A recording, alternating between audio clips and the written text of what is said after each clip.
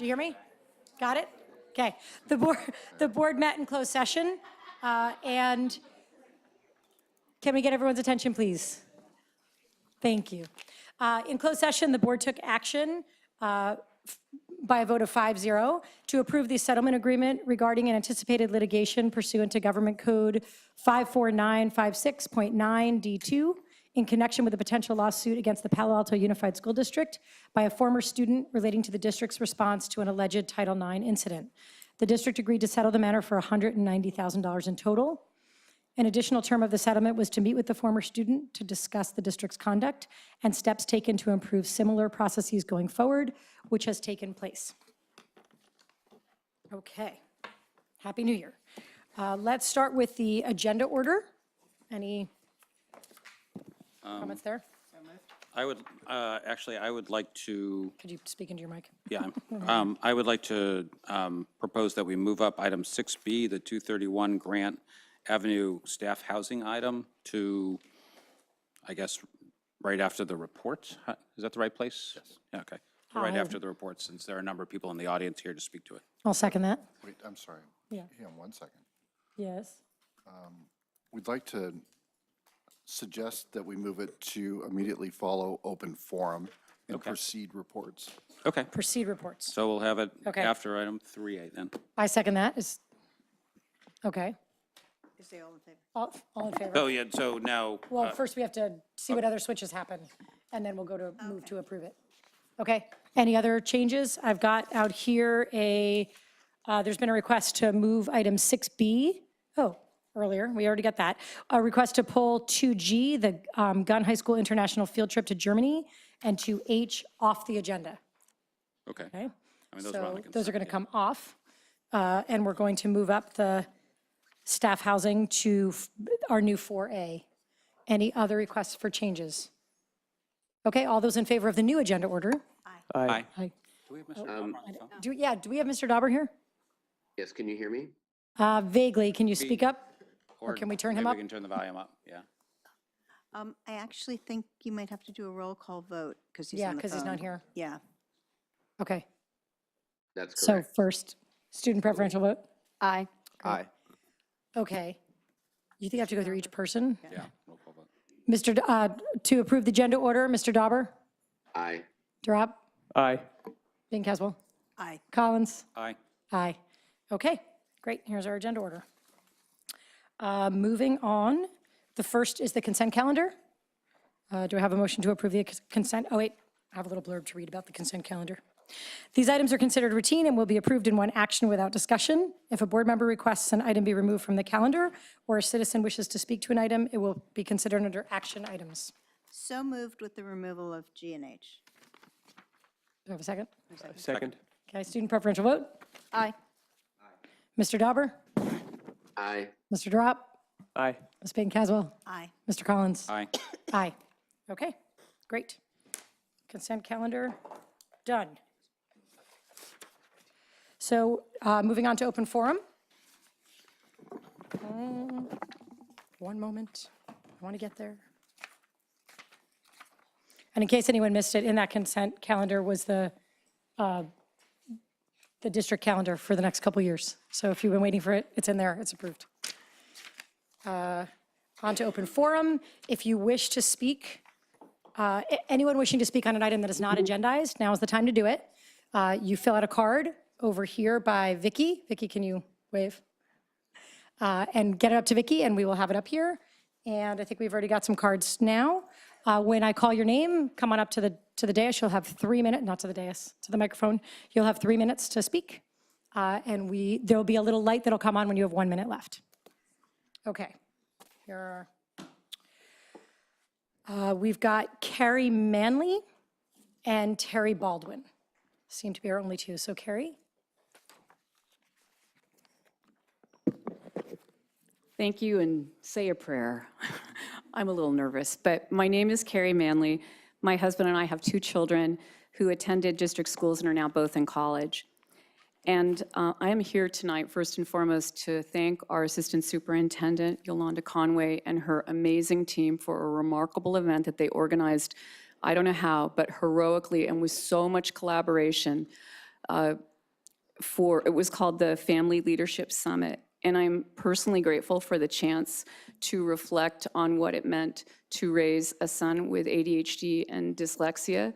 In my own journey as a mom, there were times where I sought a candle in utter darkness to find my way to help my son. And on Saturday, I had a chance publicly, really for the first time, to take that candle and pass it along. I shared with parents 5 concepts. First, don't give up. Listen to your children. Pace yourself for a marathon, not a sprint. Build positive partnerships with teachers and administrators. And number 5, work when you have the strength, when you have the voice. It's taken me a long time to have this voice, but that's okay. To strengthen our system, to let our elected school board members know that what they do for adopting and funding research-based instruction and method is truly life-saving and so profoundly life-changing. We are lucky our son got the help he needed when he needed it by some tremendous PAUSD teachers and also by professionals outside the system for years. Not every family has the means to pay for outside support. On Saturday, I met parents from Mexico, Spain, Taiwan, Australia, and more. A world in one classroom. Yes, with differences in language, with differences in income, but we all shared something so much more important. It was so obvious, the incredible love for our children and the fear and the stress we experience when a child fails. And just as one example, there was a woman from China there. It was heroic she was there. If I were in China with these issues and did not speak the language, she shared with us her story in bits and pieces, and there was a translator there. And what she shared about her journey, and I wish I knew his name right now, even the translator cried. He had to stop for a minute, and it turned out, and he just said, it's so moving and so important what she's saying. Our son, Will, is now a college senior. He is double majoring in history and government. He is an intern in Washington, D.C. for Senator Kamala Harris. He is interested in policy. I know early and sustained intervention truly saved William's life, a little boy who couldn't recognize the number 8. 2 years later, couldn't recognize 7. I want to say thank you. It's changed my life. The support of special ed and Principal Mary Bussman, under the guidance of our reading specialist, Ms. Manley. Kathleen Bransfield, I get to help kids now with phonographics. Will said to me last week, I called him last night, last week, and I said, Please. should I do this? And he said, go for it. And now I say, all of you, go for it, and thank you. It's really important. Please send your comments. It's all right here, and you let me say it, and I appreciate it. Thank you. Please send any other comments to board@PAUSD, and thank you for participating in the summit. Thank you. I'm sorry, I knew I went long. Terry Baldwin. Hi, I can't speak, so actually Mark's going to speak for me. Thank you. Good evening. I'm Mark Igler, the fill-in voice this evening for Terry. I'm the Vice President of PAEA. Good evening. We wanted to let you know that the PAEA Exec Board and Representative Council both unanimously passed motions to support the district's resolution 2018-19.07, calling on Santa Clara County supervisors to require Stanford to mitigate the impacts of its growth on the district. Being a basic aid district, we know that an increase in our enrollment affects our budget in ways that differ from districts that are not basic aid. The district receives very little ADA funding from the state. Therefore, an increase in enrollment affects the amount of funding we have to spend per pupil. If the Stanford housing increases our enrollment to the degree we think it might, that could be very devastating to the programs we are able to offer students, as well as increasing our class sizes. We will help by also urging the Santa Clara County supervisors to require Stanford to mitigate the impacts of its growth on PAUSD. Thank you. Thank you so much. And if you forward that to us, Board of PAUSD, we'll include it on our website too, about the, thank you. Okay, no more open forum? Nope. Great, wonderful. Moving on to reports, and I believe we placed the housing item above even the superintendent's report. Yes. So, Dr. Austin. I'll introduce it. So while this is placed in a spot along with our reports, it is not a report, so this is officially a discussion item. That's important as we consider two meeting rules in the future. But first, I'd like to thank County Supervisor Joe Simidian, not only for his work, but for being with us here tonight, and I'm going to call him up in just a moment. Additionally, I'd like to thank both of our association presidents from CSEA and PAEA. I've spent time with both of them as we've worked through some thoughts and framing up the importance of considering housing options for our school district. People will probably quickly go to the obvious, the cost of housing in Palo Alto and the region is the primary reason that we're having this discussion, and it is certainly a part of it. But there are some other things that are sometimes easy to forget. You have limited amount of time in a day, and when that time is spent in a car, that's taking away from another opportunity to invest, not only in our students, but also in the fabric of our community. I can tell you as a person who was doing about an hour and a half commute each direction every day for my job, that there were things that I absolutely did not attend that I would have attended if it were not for the commute. And so there are primary and secondary benefits all the way around. And before bringing Supervisor Simidian up, I would say that our discussion tonight, while important in something that we believe strongly in as a first step, is not the only step. This is another piece in our future efforts to addressing housing for our PAUSD employees. So our flow to this is we'd like to bring Supervisor Simidian up, and then I know that we have some speaker cards, and then we would follow that with a discussion and direction. So Supervisor Simidian.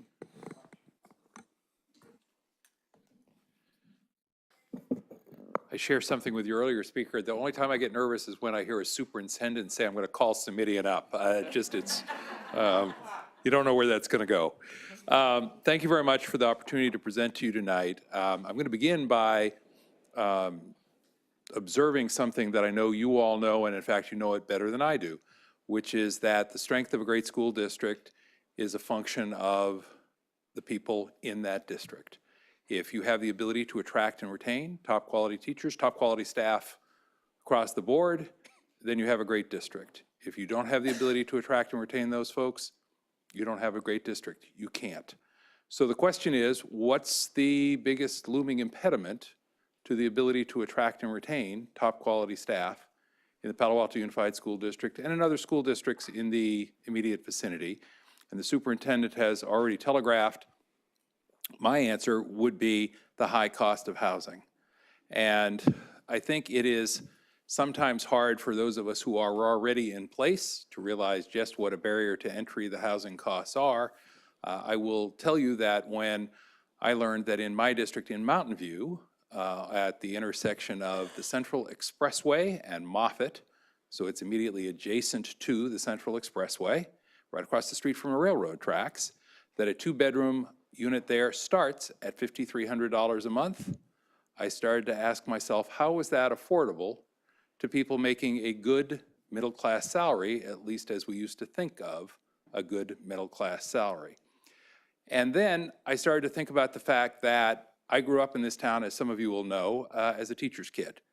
My father taught here at Palo Alto High School. I had the ability to go to Palo Alto High School myself, and he bought his home, our home, on a single school teacher salary here in Palo Alto. Whenever I share that with anyone, they say, how old are you?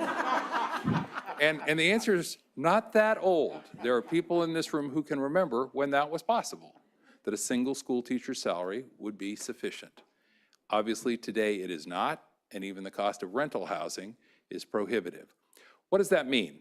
Well, what it means, again, as the superintendent has telegraphed, is that people are driving from farther and farther away, and it's getting tougher and tougher to attract and retain top quality staff because of the lack of access to affordable housing and the grueling commutes.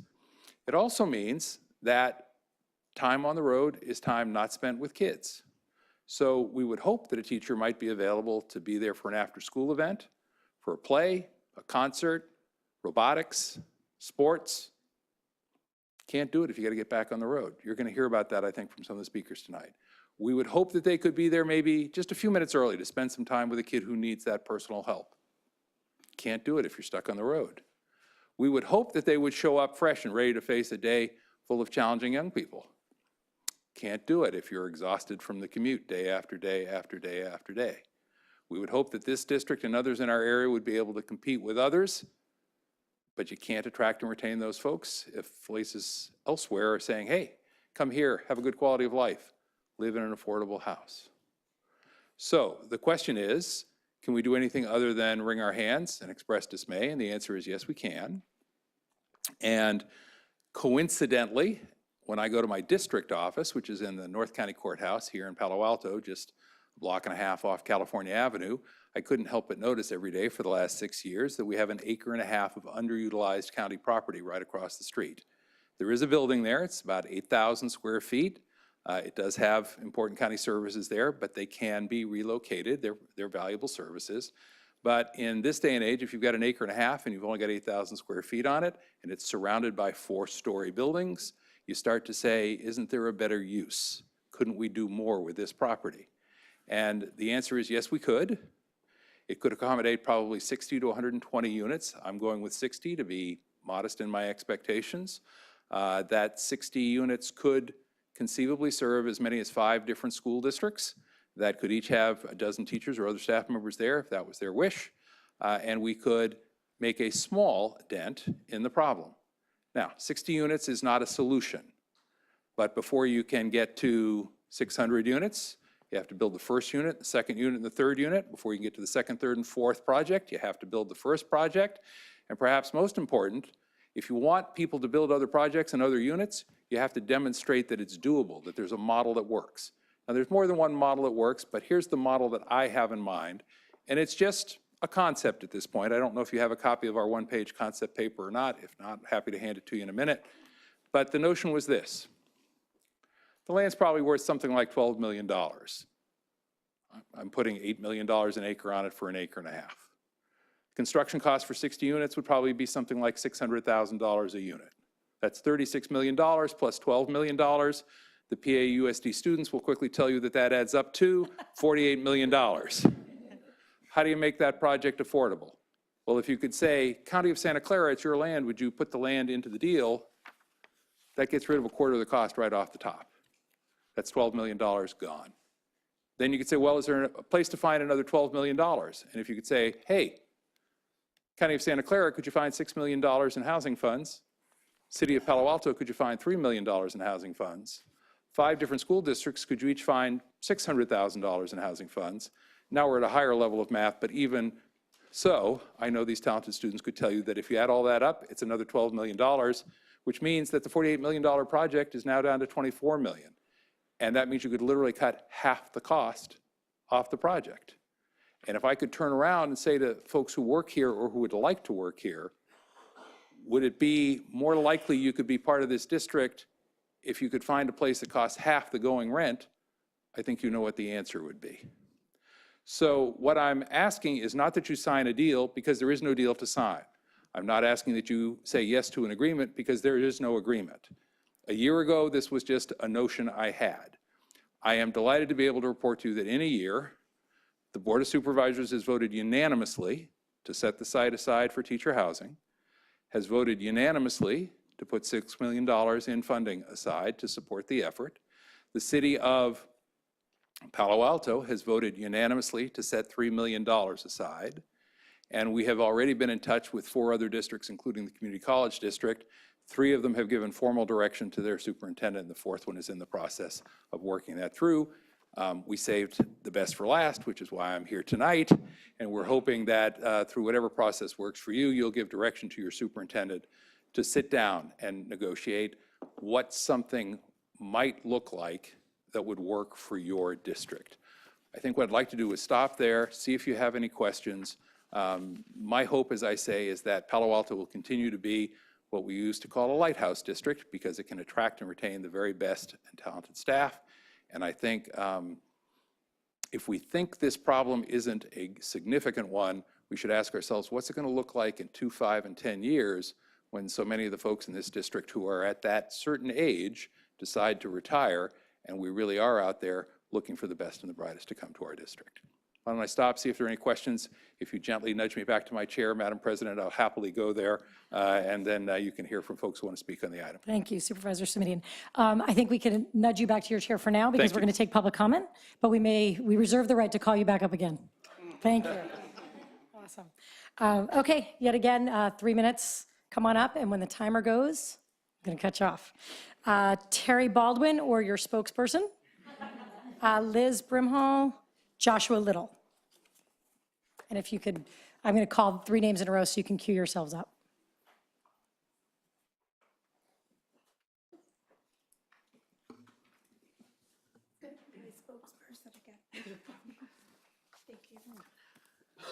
Hello again, speaking for Terry. Before I give our presentation, could I ask everybody who is in the audience tonight who is here for the teacher housing issue to stand up? Thank you. Okay, the Palo Alto Educators Association would like to express its support of Supervisor Joe Simitian's recommendation to develop workforce and affordable housing at the 231 Grant Avenue site in Palo Alto. Our executive board has heard from many of our 900 teachers about the need for affordable housing in this area. The vast majority of our teachers cannot live in the community we serve. As medium income earners, we earn too much to qualify for low income housing, but not enough to afford market rate rents, let alone payments on a purchase. Even with newly constructed apartment complexes adding to the housing supply in the area, typical rent can exceed half of the monthly take-home salary of an experienced teacher. Palo Alto is known for its excellent schools and education, but the fear is that we are going to lose great teachers and struggle to recruit new ones because teachers can't afford to live in this area. We have teachers who commute from Gilroy, Morgan Hill, Aptos, and Dublin, just to name a few places. This long commute takes a toll on our teachers' quality of life and decreases the value of their salaries. It also adds to traffic and pollution problems in the county. When teachers live in or near their school communities, students also benefit. We want to be part of the community we teach in. We want to organize or attend after-school events and support and encourage our students. When a teacher has a commute that can exceed an hour each way, such participation in the life of the school community is much more difficult. These are just a few of the reasons we urge the Board of Education to support and find a funding source for this project. I had a couple of letters from teachers who could not be here that I would like to give you. Another teacher wanted to be here, but he lives in Morgan Hill and told me the last train he can take leaves at 7 p.m., so he could not come tonight. When I asked him if he could write something, he explained that he would try, but he had a second job during some evenings and was not sure that with all of his schoolwork and his second job, he would have time. Thank you for your consideration. Thank you. Terry, he does a great job for you, by the way. Okay, Liz Brimhall, Joshua Little, and Gail Price. I'm Liz Brimhall. I've been a teacher at Palo Alto High School in the Science Department Biology since 1997, so that's over 20 years. If I had a hammer, I'd hammer in the morning, I'd hammer in the evening, all over this town. I'd build some teacher housing all over this town. I have taught here 20 years, and I've loved it. And in fact, I was just leading an advisory recently, one of our new social emotional learning SEL advisories about envisioning our future with our students. And I was telling them that I really believe that I am in a job that is my vocation, it's my calling, I love doing it. And, you know, I took a path that many of my friends at college didn't take, and I'm so happy I did. But that means I've lived in a crappy little apartment for 20 years because I wanted to be in biking distance to my job. And, you know, so I've given up part of my dream. I wanted to be like a homeowner. and am still, there. Now, there's a light at the end of the tunnel. I think programs like the one being proposed by Supervisor Smidian is perfect for our entry folks coming in. I would ask the board to not only consider kicking into that and doing what we can, but also to think about examining a comprehensive plan that also would include meal housing, assistance for people who are maybe ready to buy. And I want to say, for me, there's actually a light at the end of the tunnel.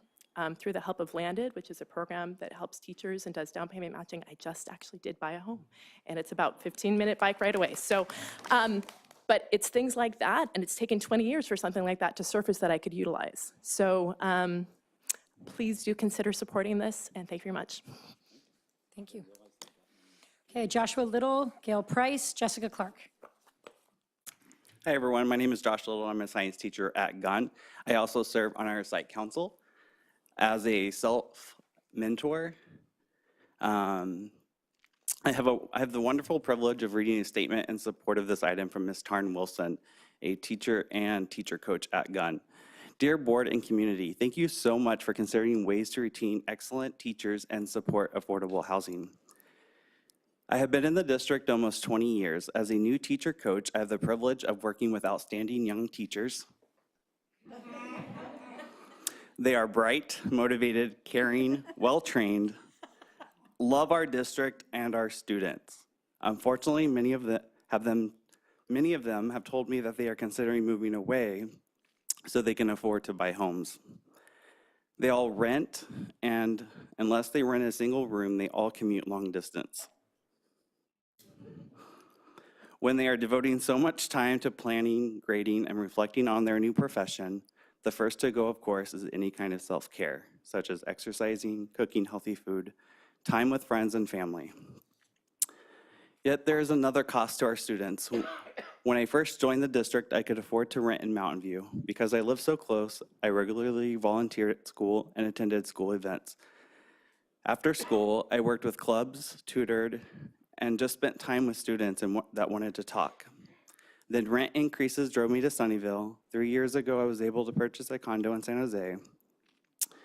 I feel grateful for our home. However, the commute is grueling and the traffic gets heavier and more erratic every month. Because of the time and stress of driving, I spend hardly any time after school in those activities that build connection and community. Affordable housing will help us to retain teachers and keep them fresh, enthusiastic, active, and a generous part of our school and local community. Thanks again for your work on this issue, Tarn Wilson. As a young teacher in the district, I would absolutely take advantage of an opportunity to live closer to work and play a more active role in my school community. Gun Staff Musical coming up soon. Hope to see you all there. Thank you. Thank you. And again, let me just state that if you have a letter or anything else you want to share with us, board@pausd.org. We read them all and love to hear from you. Gail Price, Jessica Clark, Sarah Chafin. Hi, my name's Gail Price. I'm a former school board member, as you know. It's a great pleasure to be here. I only come to the district when I have something important to say.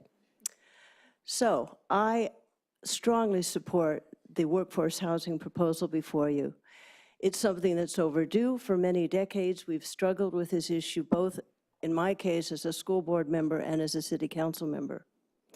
I sent you an email, and I hope you've all read it with great attention. And I will just like to make a couple of comments that are related to my family. Like Supervisor Smidian, I'm a teacher's kid too. And I have 3 sons, and my youngest son is a teacher.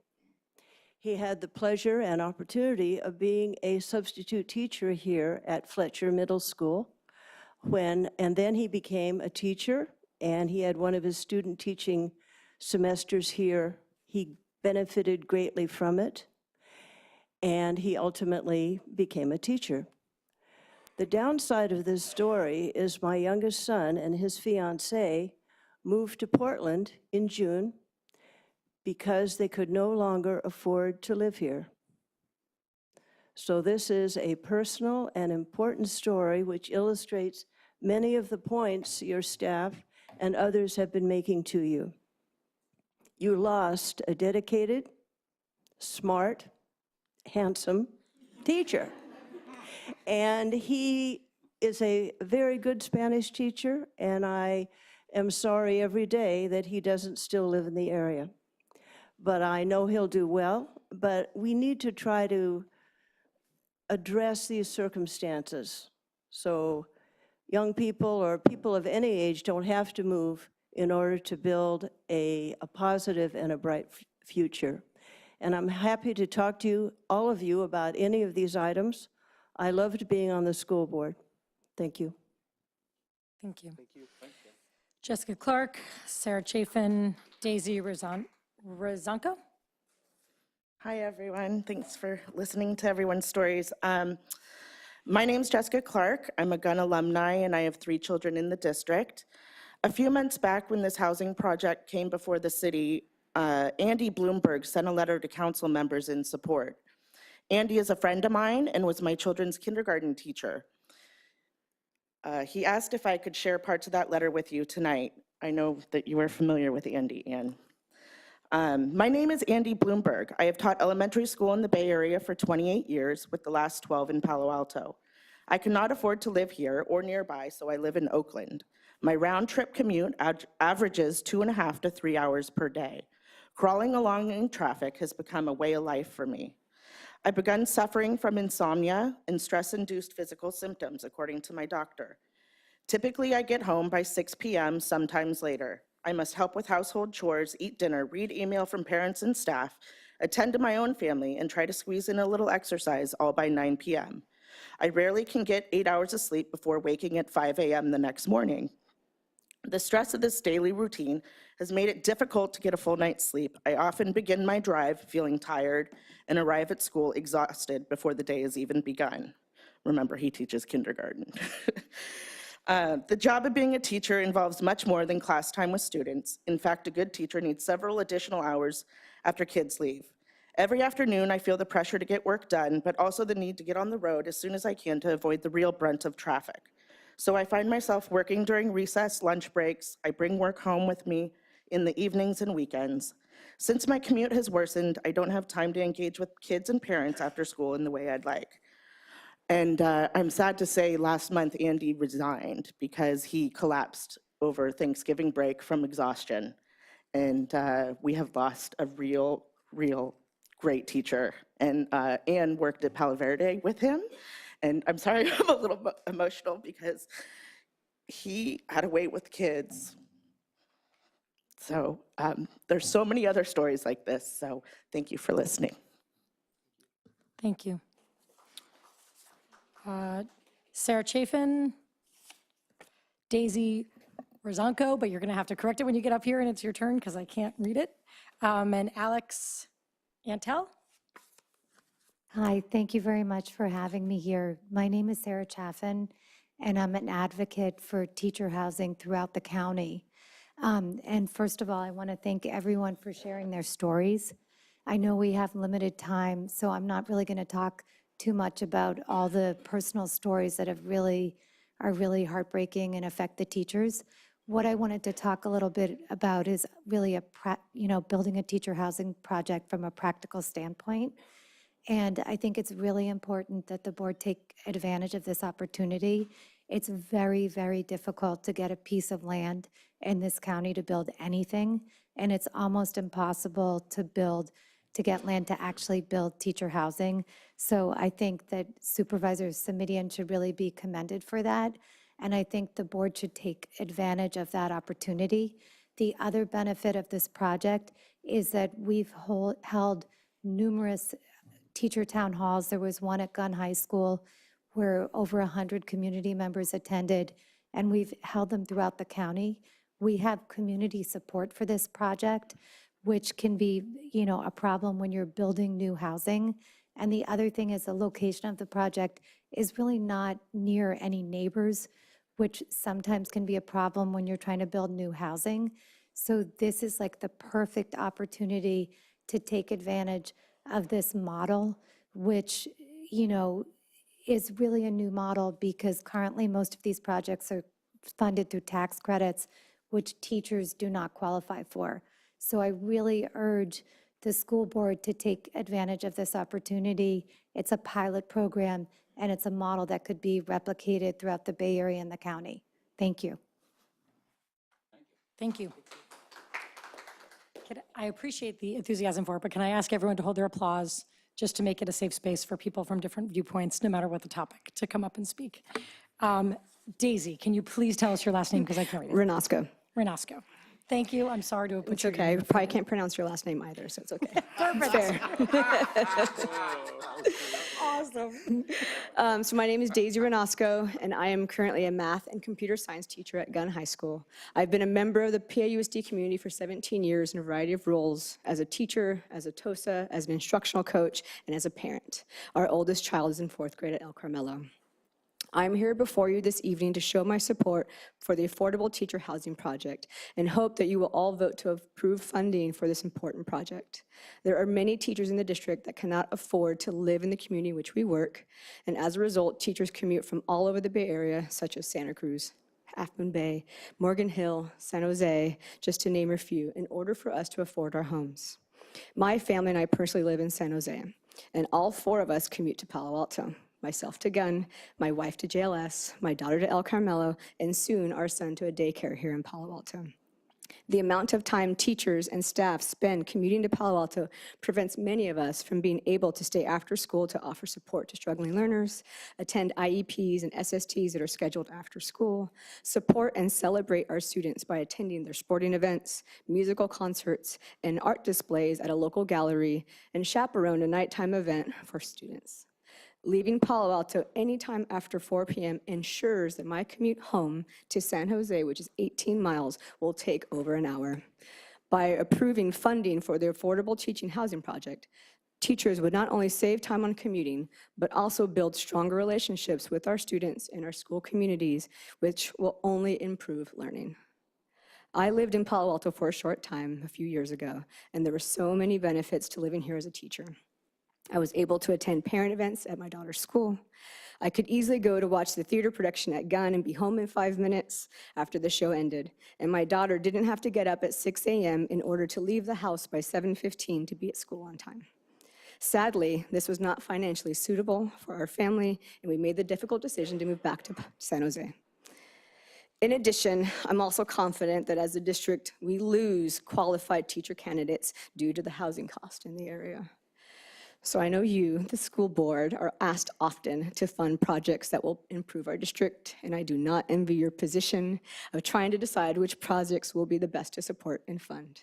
But I hope tonight we'll consider funding this important project, the Affordable Teaching Project, because it will greatly improve our district and continue to support, retain, and attract highly qualified teachers and staff. So thank you. Thank you, Ms. Renasco. Thank you.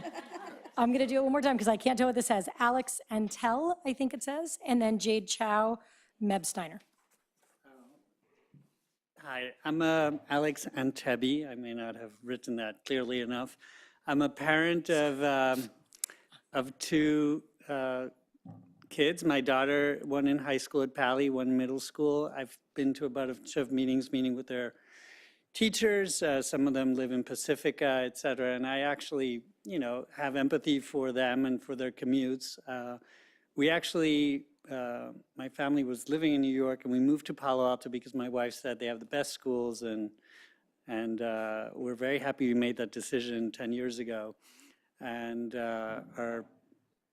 I know that there's a huge shortage of housing in Palo Alto, and that some of the residents, even my neighbors, are opposed to increasing the housing stock and all that. There's some NIMBY behavior and things like that. But I've always been a supporter of increasing housing, especially for people that provide services and make our community as important and as attractive as it is. So I hope that the board can support this, and that's it. Thank you. Thank you very much. Jade Chow and Meb Steiner.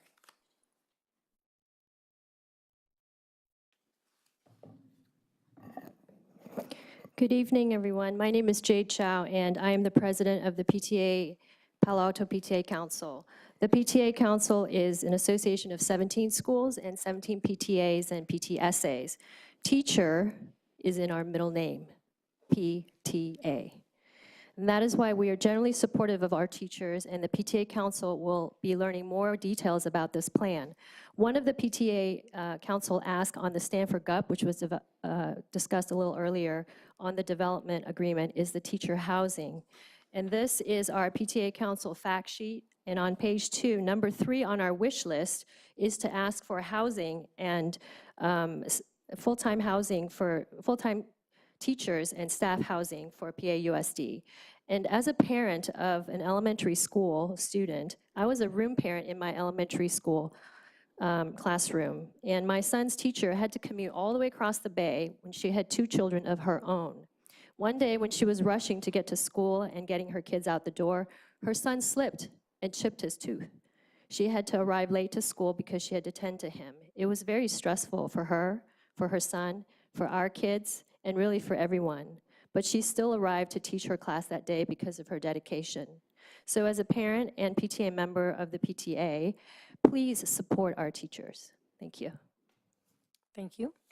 And Meb Steiner. Good evening. I'm Meb Steiner. I'm president of CSEA, which represents the classified school employees, so everyone other than our teachers and administrators. But I'm here also to to support our teachers and staff for housing. I do want to recognize that we don't want to forget our staff. Just as it is critically important for recruiting, retaining our teachers, equally so for staff. We have bus drivers commuting from the Central Valley, custodians coming from the Central Valley. I have maintenance folks that used to be somewhere in the Bay Area who are now in Marin County or out by Stockton. We can't keep the schools running without folks closer. I'm a lucky person. My family moved here in 1967, and when we finally bought a home in South Palo Alto, it cost $36,000. It was a home that was affordable for my dad, who was an electrical engineer. And my mom was a stay-at-home mom and babysat for 50 cents an hour. My friends, many of them, their parents were teachers. And what I've seen is sort of the connections and ties over generations. My kids went to these schools. And that creates a community. It creates strength in a community. It creates a history and a legacy of the importance and value of education. And that's clearly shown in our community with the amount of support we get. Bond measures, parcel taxes that pass with 70+% support. That's amazing. And we are all very, very grateful for that. Supervisor Simitian's project is a wonderful, wonderful opportunity. It's not going to fix the problem, but it is one block, one step in a very complex and big problem. It shows, as he said, that it can be done, that we want to do it. That's what it also shows. It shows that we as a community, as a district, value our staff, value our teachers, and want them a part of our community. It's in our backyard. It would be crazy if we were the only school district around that did not get involved with this project. Heck, I might move there from where I live.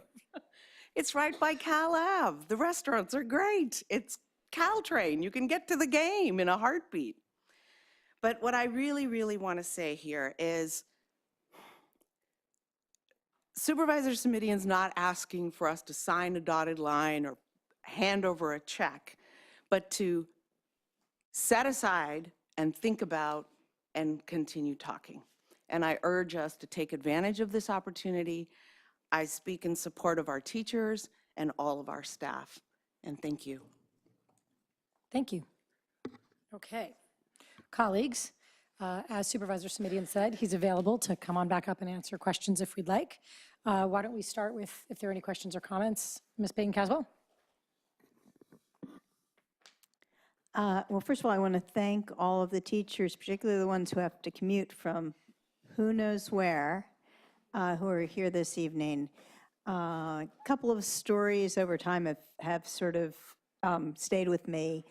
Margot Whitson, who teaches at Palo Alto High School, who regularly tells people how she gets up in Marin at like 4 in the morning and drives in and then takes a nap on the couch in her office before class. And while she's lucky she has a couch in her office, or I'm sorry, her classroom, that she can do that. I think there are many teachers who might get up that early and come in and have to sit on a, kindergarten chair and rest before the kids come in. My sister-in-law lives in Falmouth, Maine. And I remember when her first kid was going to kindergarten, and she said, "Oh, it's so nice the kindergarten teacher has the entire class over to her house before school starts." And first I was like, "Oh, you know who your kindergarten teacher is before school starts? Oh, how does that happen?" And then I was like, "Your teacher can have the whole class come over to her house, and it's near enough by, and she can have the whole..." I think we're missing some community participation that's even different than teachers going, being able to go to athletic events and theater events after school.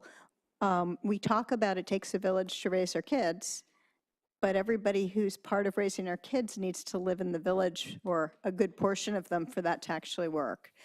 And so I've known that this has been a problem for a while. I was at that meeting at Gunn, and what I've been struggling with is how do we address it in a meaningful way. So when Senator Simitian first brought this up, I guess I was a little frustrated with it because it's only a small number of housing, a small amount of housing. But I do think that it's important that we start somewhere. And if we start somewhere, then I think there'll be enthusiasm where new opportunities will come to us and we can get the ball rolling. Maybe there'll be sort of a domino effect by doing that. So I am supportive of us going forward to do this, but I want us to think really hard about what other ways we can approach this so that more teachers can be served. I did last night. I was up in the city and had dinner with some friends, and one of my friend's daughters lives in Palo Alto. How she afforded an apartment is because her boyfriend works at an investment bank, and she's teaching in Redwood City, and they're going to have to move because they can't afford. And she is a dedicated teacher, and she's one of those young people that probably will be a teacher her entire career, and we want them here. We want them to stay here. So that's my 2 cents. And so I don't have any questions, Senator Simitian. I just Except he's a had some supervisor. comments. I'm sorry. He has been a Supervisor used to be senator. I'm sorry, I get confused with all your history. Okay. We're super formal here, Supervisor Simitian. Yeah. Mr. Collins. No questions or comments. Mr. Dauber. I don't have any questions. I had an opportunity to chat with Supervisor Simitian yesterday, which I appreciated. I am certainly supportive of this effort and would like to see the superintendent engage on how the district might participate. I would like to see staff come back at some point in the near future with a broader broader set of alternatives around how we might approach this issue. Obviously, a dozen units or whatever the district's allocation turns out to be, assuming that we proceed, is good. But as Supervisor Simitian said, it's really just a drop in the bucket. And I think we really need to get an understanding about what this range of alternatives is for us that can do more and that might have different funding models. The fact that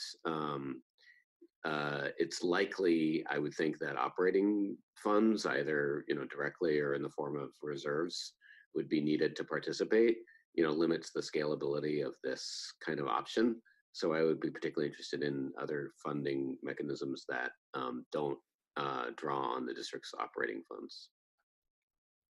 Thank you. Mr. Drop. I don't have any questions, but may I comment, or are we going to do that in Yes. a separate round? Go Thank you. comment away.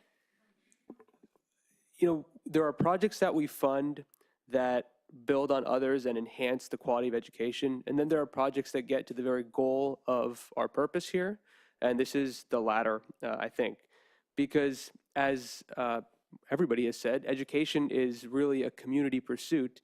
And so how can we pursue it without our educators in our community? And this is a regional problem, and Supervisor Samedian has presented us with a regional solution, and we have regional consensus. So it makes sense. It also makes sense that the first step is always going to be the hardest. So I commend and I thank Supervisor Samedian for all the hard work that he's put in to lay the groundwork for that first step. And I think it's on us now to really do whatever we can to find a way to take it. So that's what I have to say. And again, thank you. Thank you. Our student board members, either way. Yeah, I also think this is a great idea that doesn't work. Oh, it does now. Hey, I think this is a great idea that really builds on a culture that we want to develop of students and teachers interacting very closely. Specifically, I think after-school events, for example, teachers being able to go to plays, sports games, all of those things where you can just see teachers in an out-of-classroom context and maybe just get to know them better can definitely help all students feel more comfortable with their teachers, more likely to ask for help. I also think that just reducing teacher stress in general is always something we should try to do. They would have more time to focus on instruction, lesson planning, all of these things that can really supplement and help the way classes are taught in high school, middle school, elementary school. Especially if you're someone teaching younger grades, it's really important that you have just fewer things on your plate so you can focus on just doing the most good for the kids and just helping them as much as possible. I agree with everything that's been said, and I'm just going to reiterate what Arjun said. As a student who has many teachers who commute every day, I'm amazed to see all the work that they can still accomplish. And I think this is a great step in the direction towards helping them and our agenda and a community as a whole. I think it really does make a difference when you see a student at a sporting event, at a performance, or any community event. And some of my closest relationships with teachers are teachers that I can see at my soccer game or at my brother's choir performance or at the homecoming football game, and it's something that brings a group together. So I really support this proposal. Fantastic, thank you. I do also want to thank all the community members who came out to support this and to Supervisor Samedian for spearheading it. I also am very supportive of this. We haven't really talked dollars yet, but when you look at what you're asking us to put in versus the value of it, you're basically asking for about 1.5% of the cost of the project for about 20% of the project. So if it plays out that way, that sounds like a really good deal to me. I also agree with what some of my colleagues said, that obviously not only is this not going to solve the problem, but there are probably other funding models and housing models that that might make more sense for us given our situation. And I would like us to see staff over the next few months really look at what those options are. But in the meantime, this seems like a really obvious one to support. My question for my colleagues before we make any sort of, well, we're not voting, it's just up for discussion, but before directing Dr. Novak in any way to identify funding, I'm wondering how people feel or where people are landing on 12 units versus 24 units, or if we're asking Dr. Novak to look for 600,000 or 1.2 million, or look at different scenarios for both of those.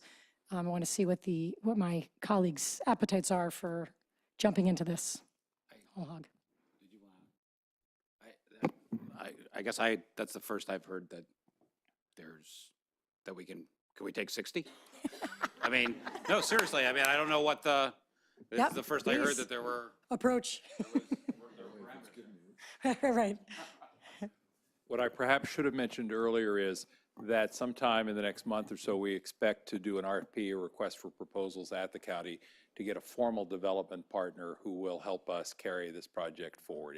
It's time for this to stop being something that is done just at the conversational level and to move towards designing a project, submitting it, getting approvals, and actually constructing the project.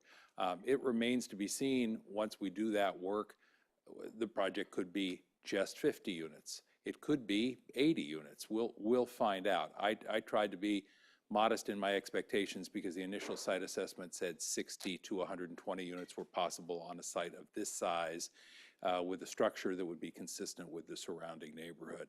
So that is to be determined, and part of the reason I appreciate and find it so helpful that you're willing to sort of give some guidance to go off and have these conversations is because we can't really figure out what our partners would like until we have some sense of who our possible partners might be. And that's really the next step in the conversation. So if there's a, as you said, President DeBranza, that the notion was that the school districts would be asked just to have some skin in the game, frankly, to say, you know, we think housing is primarily going to be somebody else's responsibility, but if it's going to benefit our folks, we're willing to put a little bit of dough in the mix.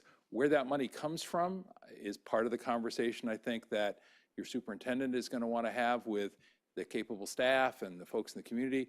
Does it come from a bond measure? Could it? Does it come from general fund? Could it? Does it come from your local education foundation? Probably. Does it come from some community foundation? Does it come from somewhere else? Who knows? But that's to be determined. But I do think, you know, for your purposes, it's probably helpful to have some guidance for the superintendent about if you could do a little bit more at roughly the same cost or contribution per unit, would you like to? And, you know, there's no guarantee that all 5 of these districts end up participating. If one of them drops out, then there's more opportunity for others. On the other hand, there may be another district out there that's close by that says, wait a minute, could we get in to the act? So, and it's tough because you're at a sort of an interesting point in your conversation where it's like, well, on the one hand, where the heck are we going to come up with that money? On the other hand, could we do even more? And, you know, squaring that circle is unfortunately your challenge.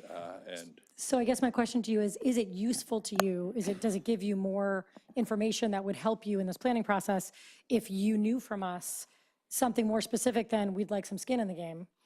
Yes, if you said, because it was your judgment, and I don't want to put words in anybody's mouth, hey, you know, if we're going to stretch a little, why don't we see if we can stretch a little more and thereby benefit a little bit more? That would be helpful information to me, because before I went off and started to look for another district to partner in the effort, I'd say, well, wait a minute, maybe we don't need to go find another district to partner in the effort. We've got one right here that's already in the conversational mix.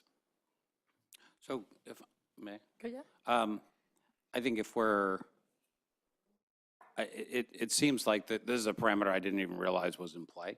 And it strikes me that, you know, Mr. Dauber's comment is appropriate here, is like, it would be very useful to have staffs, and in your comment, it would be very useful to have staff's perspective on what our approach is to this problem, and what our financial, you know, what kind of financial commitment it may make sense for us to put against this problem. So it's, you know, if it's $600,000, it's a lot of money, but it is a finite amount of money. If it could be 5 times that amount, then that might be a great that may be the best opportunity we're going to see in 10 years, or it might be way more than we can handle. But it would be, I think I'd really look for guidance from staff on what the appropriate amount would be. Ms. Bacon-Caswell? Yeah, I think once this is built and it's in our backyard, we'd probably want to have as much of it as we could. Honestly, I think these are this kind of things you look back in hindsight and say, oh God, we could have had twice as many. How it's funded, how we would be able to go about that is, I think, something that Mr. Novak needs to take a serious look at. I don't know what our flexibility would be on more than using our reserves and general fund. So I would like to make sure that we don't go down a road that we can't fulfill. But I do really think that once this thing is built, we're probably going to wish we had as much as we were allowed to have. Mr. Drop, anything to add? Yeah, just to echo and to answer your question, the will is there. So I think we should find out what the possibilities are. Mr. Dauber? Obviously, the more the better, except for cost, and also alternatives. And I think that the more money we're talking about, and this I think is sort of Mr. Collins' point, the more important it is to understand what our next best alternative is for providing the number of units that we're talking about. If $3 million is achievable through something other than operating costs or reserves, and is substantially, you know, better, cheaper, easier than any of the alternatives, then it makes a lot of sense. If there are other alternatives that are cheaper or less impactful to our operating budget, then it looks different. I don't think it's ever going to get to the point where it would be a bad idea to pursue this option, but I think that the more dollars are involved, the more incumbent it is for us to understand what the alternatives are. Student board members, you have anything to add? Nope. Okay, so I want to make sure that we sort of are clear on where we want staff to go. It looks like we're interested in you identifying funding sources, sort of ranging in this 600 to 1.2 million, looking at where that might come from. And also, I don't expect that by the next board meeting, you're all going to have a comprehensive study of all the housing alternatives in the Bay Area. But I just sort of want to reiterate, I started by talking about that, what I see as a deep discounted rate of this housing. And yeah, I think we want to go in knowing what all the alternatives are, but at a more than 90% discount from what it really costs to build them. Sounds like a good, you're disagreeing with my numbers there. Sounds like a really good deal to me that I don't want us to just blow off. So I think that's where we're leaving it, if you all can identify that range. And we'll start to put together a plan for what all the housing options are. And there's lots of experts, some in the audience and some out in the public that can help us Can I look just at the models. clarify one thing? Yep. 'Cause I just want, reading the item, I mean, it looks like when we vote next time, we'll be voting to give them the direction to identify funding source. So they don't have to identify funding sources for any amount by the next meeting or Right. anything else. Just funding sources, Yeah, we're just, I mean, so we don't have to nail down the number. this time or next time. Right. And we can, so I think Yeah, and your sentiment is, I think, incorporated in what they. Flexible enough. Yeah, I do think that's important. Supervisor Simitian has not given us an exact number that we could have if we wanted. So rather than give staff a specific number, staying a little general probably makes sense. Makes sense. Cool. Okay, thank you. Wonderful. Thank you. Mr. Brienza, Yes, I am going to drop off because it's late here and I don't believe I'm needed actually for any of the items that I see coming up. well, So thank you for hanging on for this one. Yeah, thanks for your indulgence with this more difficult situation. Thank you. Good night. And if you guys want to stay for the rest of the meeting, it's going to be very. Very interesting, yeah. We are now doubling, thank you, everyone. We are now doubling back to the superintendent's report. Dr. Ost. So I'm clearing out a room. That's fantastic. All right. Good night, everyone. I wanted to speak about housing. I'm just joking. Okay. I know. I think I'm going to wait for just a second. Yeah, let's if wait. okay.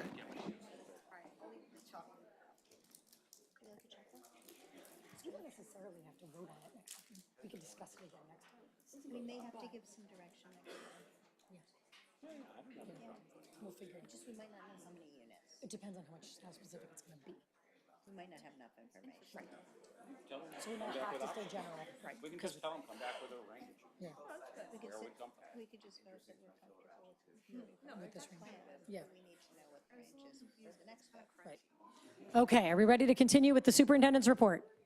I ask that conversations be taken outside. Everyone here is ready for Dr. Austin. Thank you. Going to be amazing. Okay. For the superintendent's report, first of all, I'd like to start with a picture behind you, because often we hear speakers and we never know what happens or how things are followed up on. This is a new skateboard rack at Pally.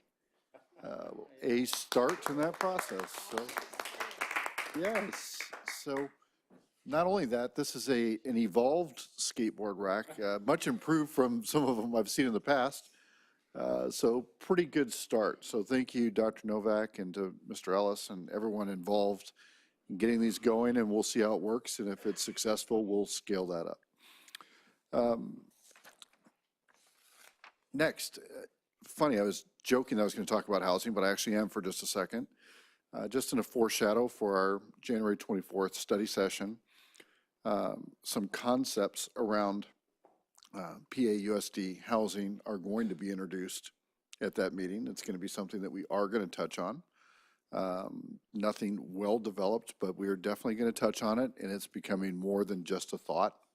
So we'll have some things to start exploring together.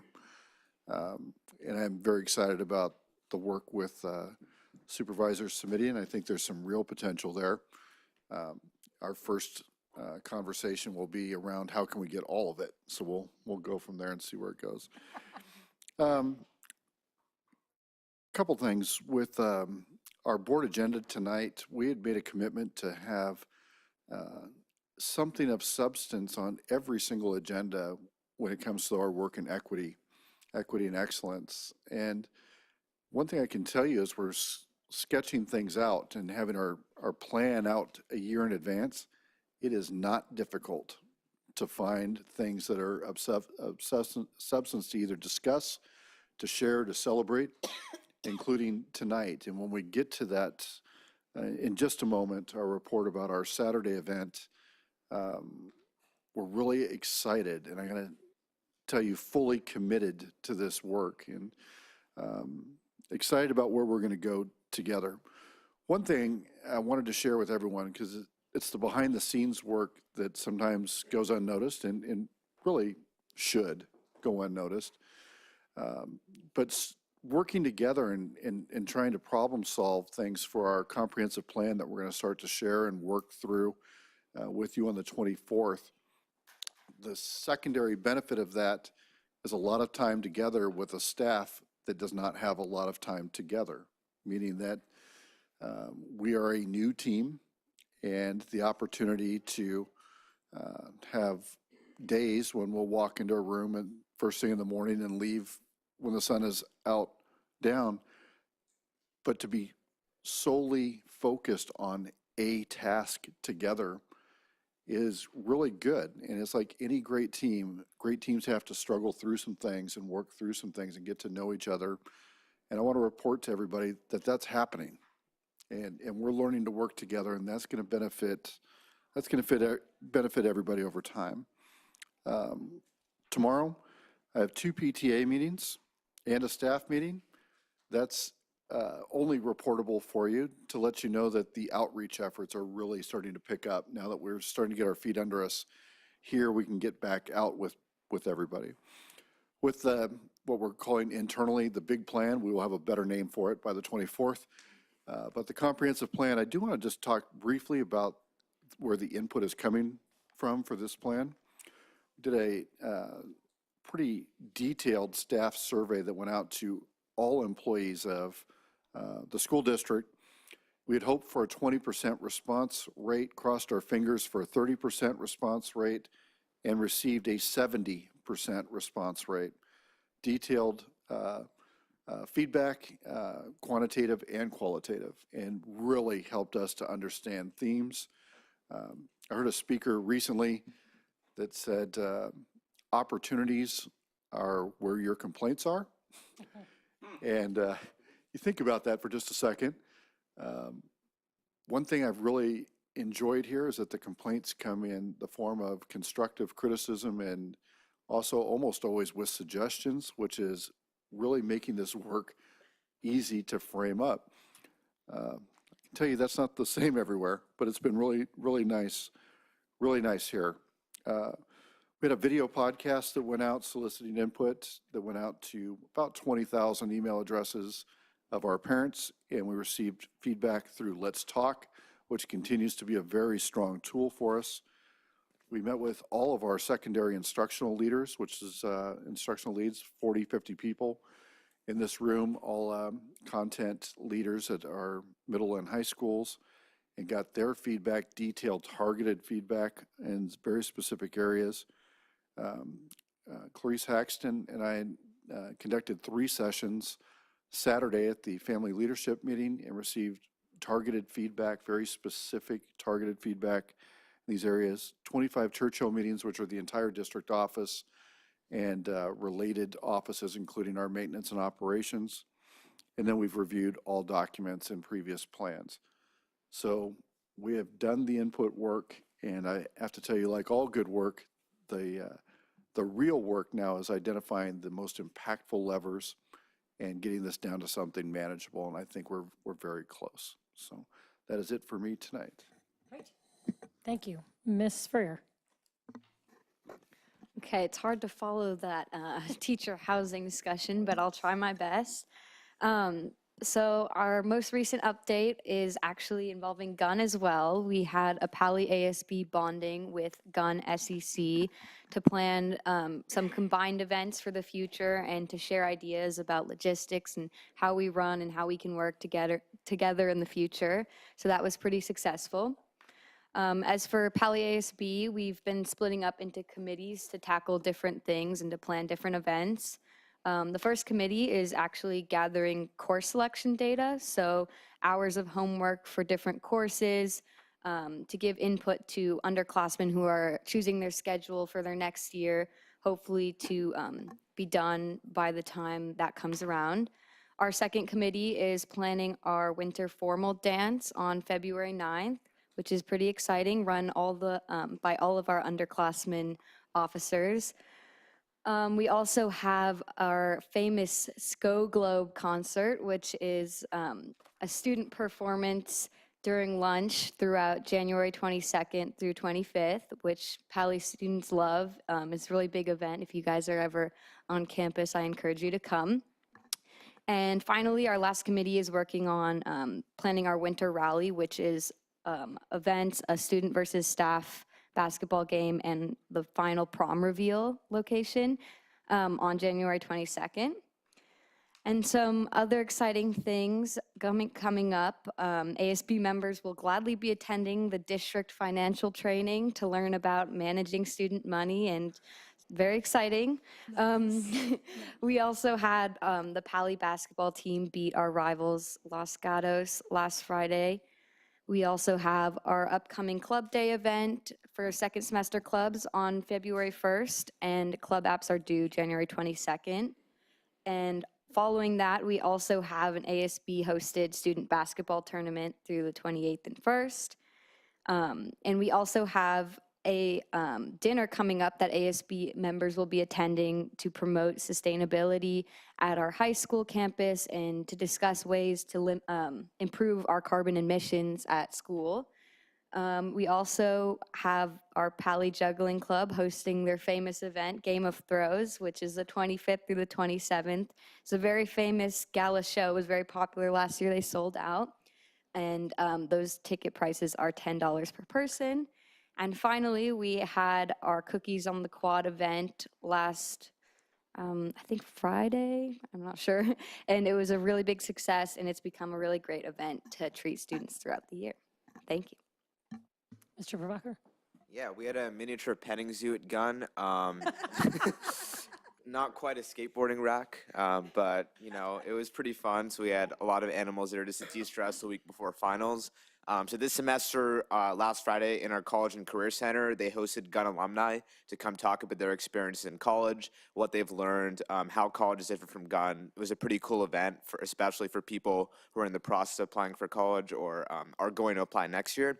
We also have an event at Gun where career speakers come. So we have 25 speakers over the course of the week, 5 speakers per day. I had the opportunity to listen to Ted Robinson, who used to do play-by-play for the 49ers today. That was pretty cool. And over the course of the week, we have different people from government, academics, finance, medicine, engineering, journalism, and law, pretty much any profession you can think of. We even have an architect coming one of the days. I think Shaunik is speaking on Friday. Yeah. So lots of different opportunities for students to get to know about different professions and ask questions. Pretty much all of them have been really full, so there's been a lot of students who are interested, especially the ones related to sports. We also had the VP of the Oakland A's come on, the VP of Oakland A's is coming tomorrow, so lots of cool opportunities for students. Additionally, we have impact projects in SEC, which is our student government, that are moving on from the phase of planning to the phase of actually implementing them. So we're going to work this semester, try to find dates, and to make sure these projects get done. Quickly to just go through some of them, we have some students who are planning a web interface for students to look at different courses, so that they would be able to learn more about the courses, see previous student feedback about it, and other things like see who the teachers are, and kind of a more centralized location, similar to the one Pali has currently. We also are looking at projects about recycling and trash in campus, finding ways to improve sustainability, improve just the campus's commitment and student commitment to using recycling bins, activities to relieve stress during finals and AP week. We're just finding ways to make sure that students have a good support system when a lot of tests pile up and a lot of other things pile up. Forums for student voice and feedback. We're doing things like student input lunches so we can get to hear more about all members of the student body. And finally, we're creating a new event called Pass the Torch. It's a pretty cool concept. Seniors at the end of the year will have an event with juniors, and it can either be seniors and juniors pairing up, and they would just tell stories about senior year and kind of pass off the torch to the next people who will be seniors. That's all. Thank you. Dr. Austin, we're going on to 4C, Agile Teams Report. I'd like to bring up our Director of Agile Teams, Chung Che, and she will introduce our guest in tonight's topic.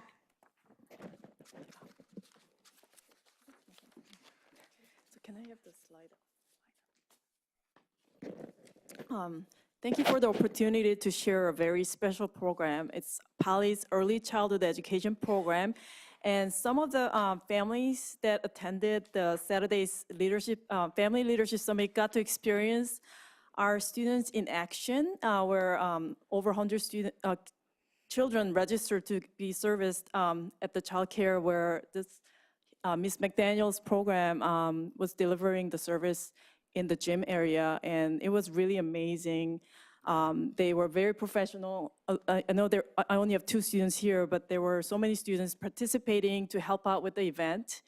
And we had so many children that we had to provide 4 different areas with different activities going on for the day. And we had, in the dance studio, we had very activity PE-like services going on. We had craft and we had game room, and it was just like really entertaining, and I know a lot of kids enjoyed it. So I will start with that introduction and just thanking the program. And here with me I have, this is Miss Hillary McDaniel and 2 of our students, Nathan Strop and Ria Kumar.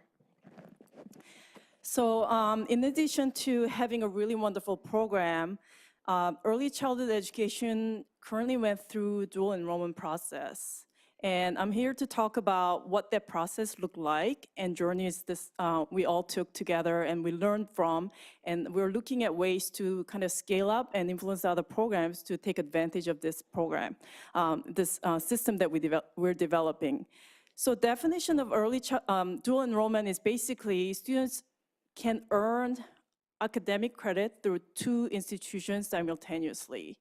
For example, in this case, when we got approved for early childhood education for a dual enrollment process, students that are enrolled in the course earns Foothill credit in addition to our PAUSD Palo Alto High School credit. And I know historically we had some advanced courses that offer dual enrollment credit, but it was a different model. That model historically was inviting college professor or faculty to come to our campus and teach very advanced students, some courses that we didn't really originally offer. But this model that we're exploring right now through Hillary's program is taught by our very own, which is providing a lot of continuity for our students and connectedness, because we have a teacher on campus that's teaching our own course, yet students are able to earn college credit. So what that process looked like, it was our very first time, and so it took a lot of troubleshooting and working with partnership, and it really did strengthen our partnership with the Foothill College as well. So if you can see on the screen, in April and May, Hillary had to submit to Foothill HR to be approved to be teaching their ECD level course at their institution. So she met that qualification, and typically the qualification is that teacher needs to have master's degree in that industry sector that they're teaching. Once that got passed, we worked on curriculum and we were aligning with their program, which is also governed by state program because state standard because of the teaching permit standards.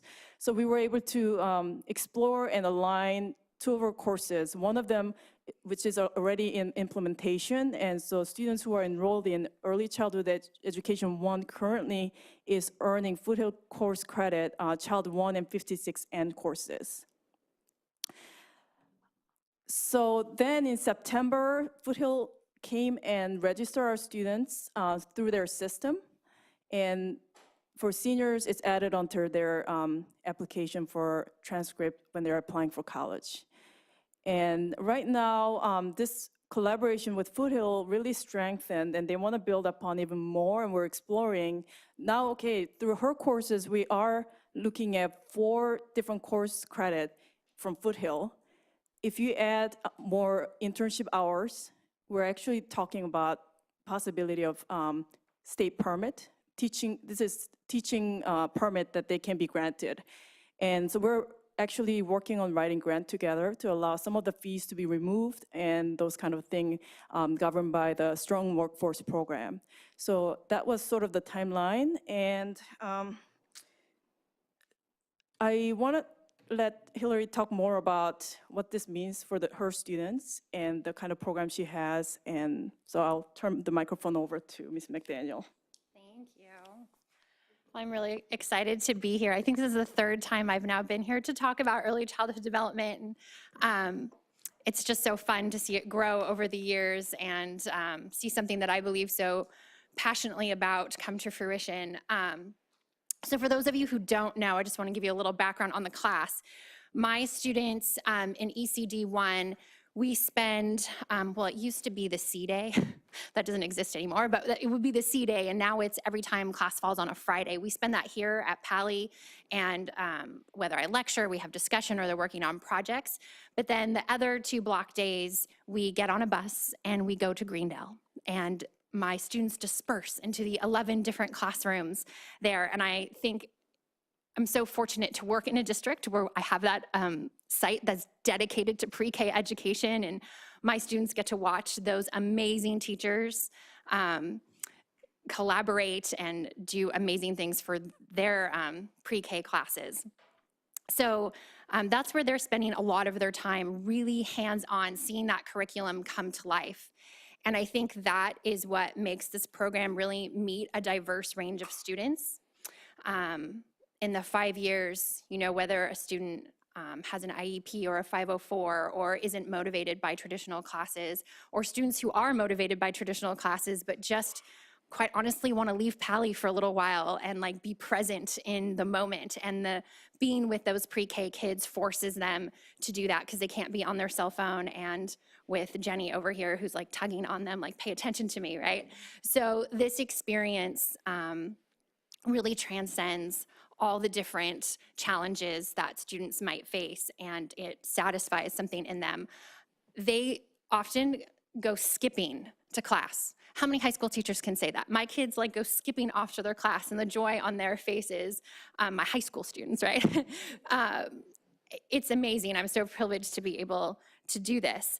And so now adding this extra layer of the fact that they get 8 units of college credit while they're taking this class is phenomenal. What a leg up that gets them, whether Child 1 is UC transferable, and then Child 1 and 56N are CSU transferable. So whether they are going to go to a 4-year institution or they're going to continue at a community college, either way, they're saving money and they're developing this really rich foundation for lots of different avenues they can pursue, whether they want to be a pediatrician or a social worker or a teacher.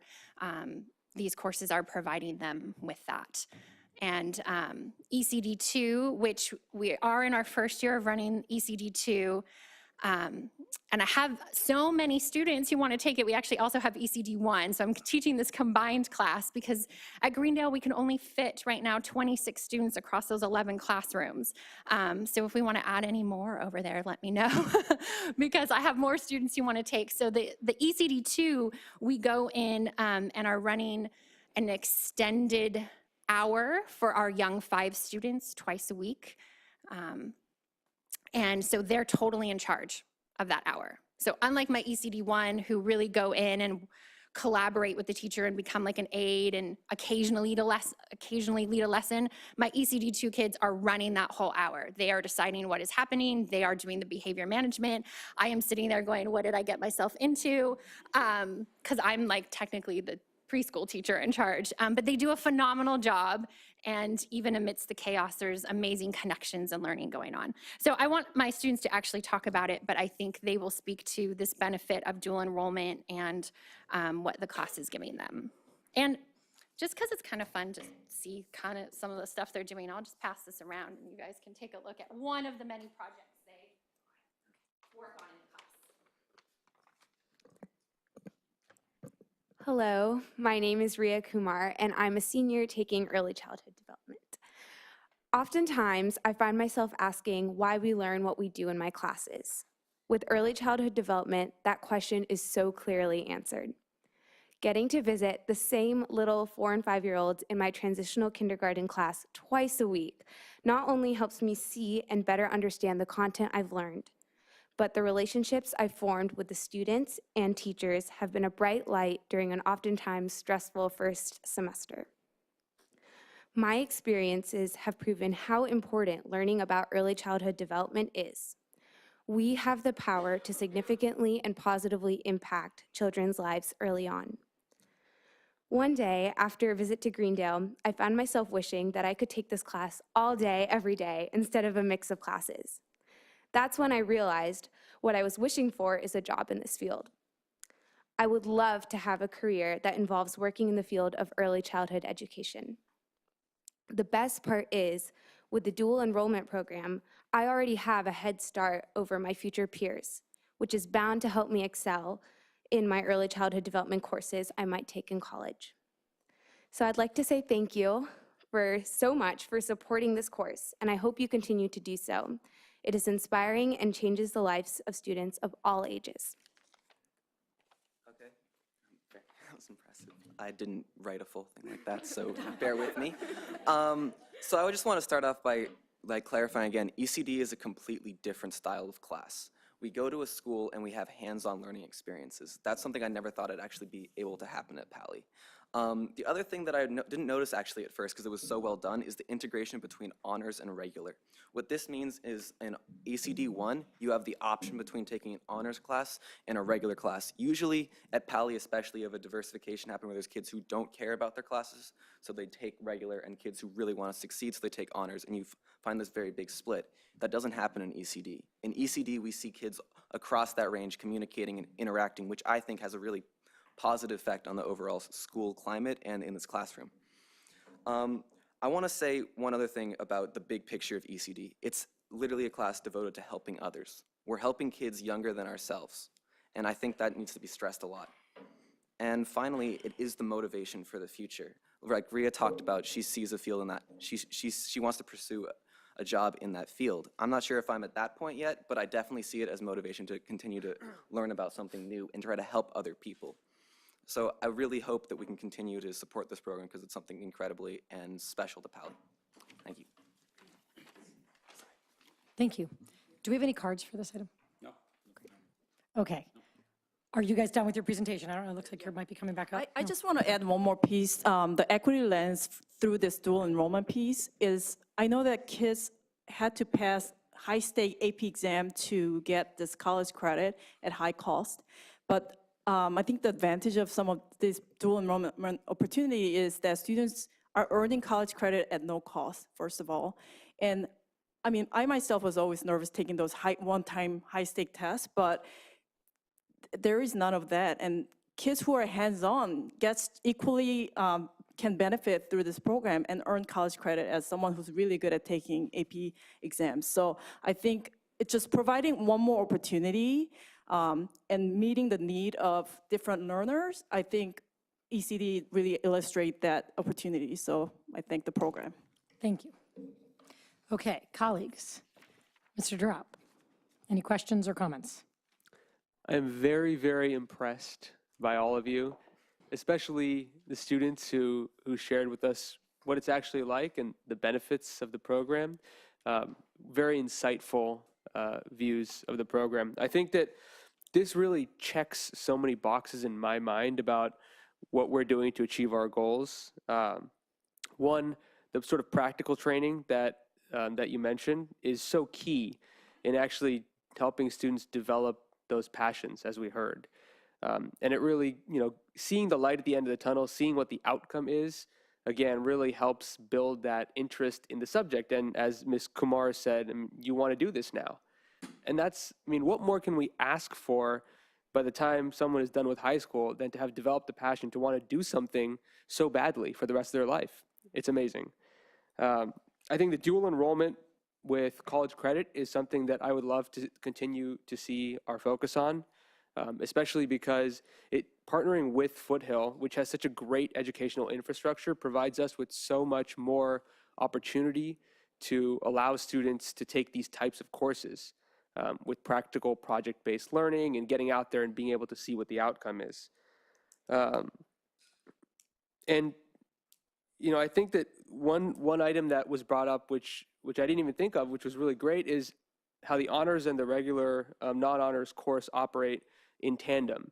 It's the type of differentiated learning that we'd like to see in the same class, where you're not actually breaking things up to severely different tracks, but you're promoting students collaborating with one another and communicating while still allowing them to explore the level of depth of knowledge that is appropriate for them. So again, this checks all the boxes in my mind, and I'm really thrilled to see it. Thank you. Ms. Baden-Caswell. I remember when Ms. Eberling came to us and said, I wish that we could do something with the high school students that are learning about child development where they really had some hands-on. And so this is one of those things where sometimes it feels like you're steering the ship, the Titanic, from the back, and things take forever to happen. But when they actually happen, it's really terrific. There's an additional, I can't remember your name, young man. Nathan said about that this class is about helping others. I think, a lot of times we talk about teaching kids the power of community service, and they think they have to go to Vietnam and build an orphanage or do something like that. And what we forget is that really the value of community service is learning how to help others, but also helping in your own community. And so I think that benefits in here as well. Lastly, it's really nice to have the connection between the older kids and the younger kids. And the older adolescents, young people. It's really nice to see that. I know it's thrilling for little kids to spend time with teenagers. And so the fact that we're able to turn that into something productive for everybody involved is really nice. And so thank you for making this happen. And thank you for doing the extra work to make it into something where students, in addition to having the good experience and the hands-on learning, actually will be able to use this as credit for their ongoing, whether it's college credit or if we end up getting the certification, that might be even more interesting for some students. So thank you. Thank you. Mr. Collins? Nothing. Okay. Ms. Freyer? Nothing else to add except for I've only heard great things about this course and I really regret not taking it. Mr. Verbacher? Yeah, to be perfectly honest, I didn't know what dual enrollment was until Dr. Austin explained it to me. But now that I know what it is, it seems like a really good idea. I like the fact that it offers, ECD especially, offers really good alternatives to high-stakes testing, which isn't something that fits the academic style of everyone. It's really stressful and oftentimes really counterproductive. So I like that there's a lot of integration of other kinds of learning. And I think someone else mentioned the honors plus regular integration. I also think that's really good. And yeah, I hope we can learn more about this. Great. Thank you. Thank you all for coming. I'm also really impressed as a former elementary school teacher. My heart is touched by whether it becomes your profession or whether it's something that you just see the value of. We all know up here the importance of that early childhood piece and what a difference it makes in your trajectory. So I'm grateful that you have lit this fire in so many students and that you guys are excited about it. As far as Agile teams themselves, I'm so grateful that this is one of the things that we have already done, and I would love to see Agile teams continue to do more of this hands-on in the classrooms and the schools work. I agree with the way that Mr. Drop mentioned really the equity piece, that without cost to students, it allows for some college credit. It is a, whether we call it a blended class or whatnot, where there are students taking it for honors and regular together. I think that's always a good thing, and speaks to the kind of teaching you're doing. So I'm really grateful for that. And I wonder, I just have a couple questions. It sounds like maybe we've got a pretty good relationship with Foothill. I'm wondering if there are other community colleges locally that we've partnered with at all yet? Yes. Or is So that I'm currently also working with Dianza to explore articulation process for our automotive technology. And I started collaborating with Mission College as well to build culinary pathway for hospitality management. I like it. I like it a lot. And my last question is one that might be a silly question, but if I have it, probably some other people have it. If students aren't paying for this, which is wonderful, how are we paying for it? Because I'm sure Foothill wants some money for, no? There's no cost to this, right? Because so they get credit, but there's no cost there's no at all. cost to this because it's our very own teacher teaching the same class on Poly campus that's earning college credit. That's great. However, we're exploring getting our students teaching permit, and at certain level, depending on number of course credit and number of hours of internship experience, we can get them teaching certificate from the state. And for that, to remove the fee, that's the grant that I'm working with Foothill. Great. I didn't realize that it was no cost, even though I realized they're not putting anything up, but they're still giving us a transcript with credits on it, so that's great. In fact, they are providing extra funding in terms of if we need a textbook, they will purchase it for us, so. All right. So. Fantastic. Okay. Yeah, better than free.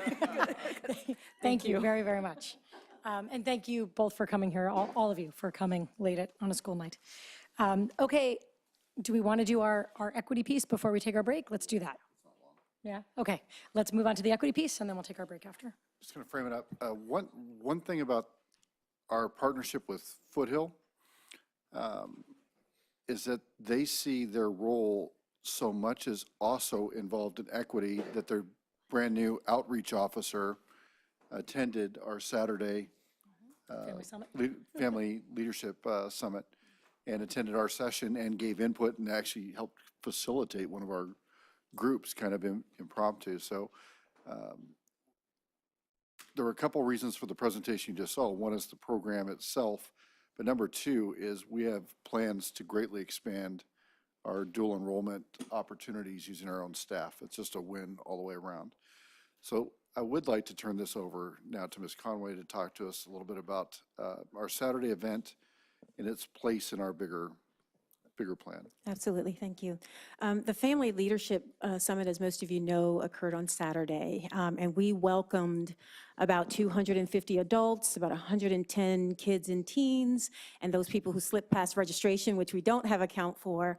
But we had an amazing day, and I have to tell you, in many years of doing big engagement projects like this one, I have never seen a more appreciative parent community than I have seen in Palo Alto. So I was extremely pleased. Our objective was to make sure that we kept in mind this whole concept of all means all. That means we are building structures and supports for families, not just for particular groups, but we're trying to identify those ways where we can capture and address some of the needs of all of our parent community. So I believe that the summit team that planned around this did a really, really great job of identifying those sessions that would appeal to all of our families. And that's exactly the feedback we got. So I'd like to not just tell you about the feedback we got, but I'd like to show you the feedback. So if we can play the video. An event like I've never seen in the district before. I felt like it reached out to all kinds of parents, not just one particular group. And I think it's a real game changer, and I'm hoping that the district will continue to do events like this. This presentation was awesome, a very highly qualified speaker, and I learned a lot, and I'm excited to learn more. Mary Manley's wonderful presentation about one family's journey with her son, and she described from a very heartful place her experiences with dealing with his special needs. She gave me 5 really helpful tidbits that I'm going to keep thinking about and for us to consider as we move forward. Number 1, don't give up. Number 2, listen to your child. Number 3, pace yourself. Number 4, positive partnerships. And number 5, strengthening our system. We're really invested in all of those, and it was wonderful to hear Carrie talk about that. Thank you. And I totally enjoyed the information that I received today. It was so enjoyable. The keynote speaker left me with lots of thoughts to help me and my 13-year-old. I got so much information from the attorney. I'm so glad I found out about this summit. It is such a blessing. I hope I get to come to any and everything that you have that is informative to help me with my son coming to high school. Summit, the most exciting thing for me was seeing all the parents engaged and interested and wanting to contribute to this process. So thank you for the opportunity to keep us involved. It was growing in my knowledge as a parent, but also professionally. I work for PAUSD, and I just think they also just gave us so much information that we can walk away with and use practically with our families to make life better.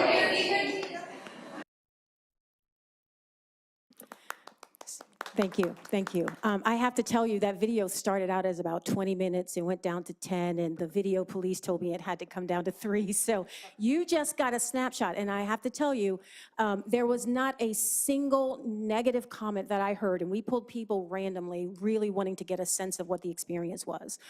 So we also looked at the data. We looked at some of the feedback from the feedback forms, overwhelmingly positive. And here was the great experience about this event. We were able to really identify what is most important to parents. So we saw which sessions they were more likely to go to, so we identified where the interest was around college admissions, huge interest. But there was another set in terms of our highest scored events, and they were things like parenting and behavior management and those sorts of things. That was extremely important to our families as well. So I believe this event accomplished the goal of providing a community service, as well as it was trying to honor our parents as well, and honoring their role in the process. But I could not have put this on by myself. This was not my work. I have to tell you, I had a team of people in there in the back, most of them, and although they are mostly the special ed staff, they took on this role. And stand up, guys, so we can see you. Tara Keith, Alma Ellis, Brooke Crosby, that entire team did an amazing, amazing job. And I have to thank our guest speakers as well.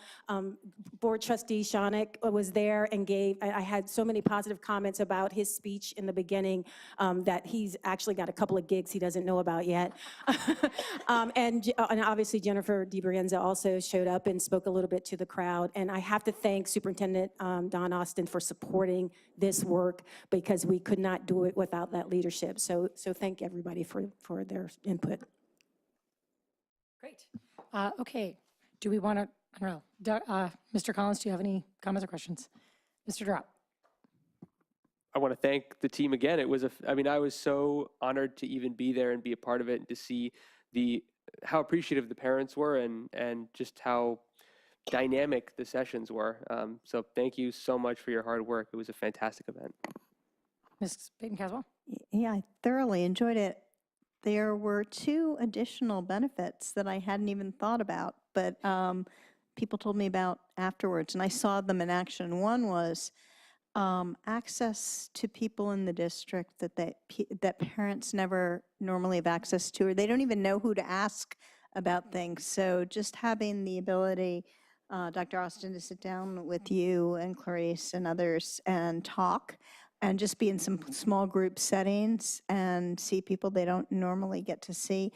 The other was to spend time in the classroom at one of our high schools. This might seem like something you wouldn't even think was important, but for many families, they never ever get to do that.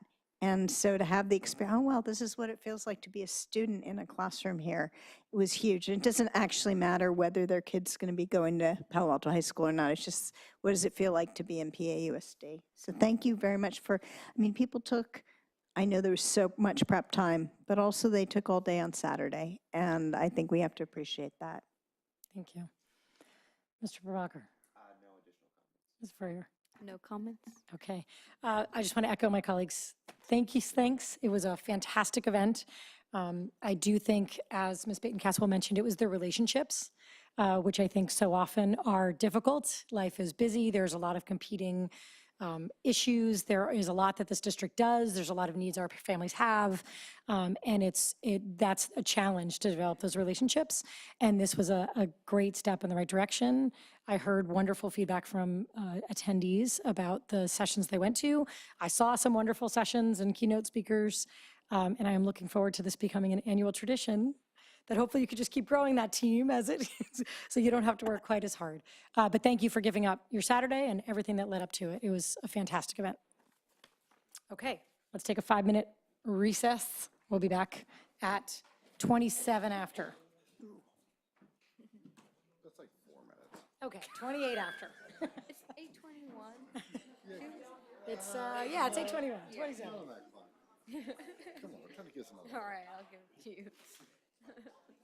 Yeah, why do we do this? I have to say something. You're alone on that one. Well, I go raise it in board operations. Yeah, what's that? Maybe we should raise it in board operations. Sure. Okay. Well, Sharon not doing this because we're not able to do the walk.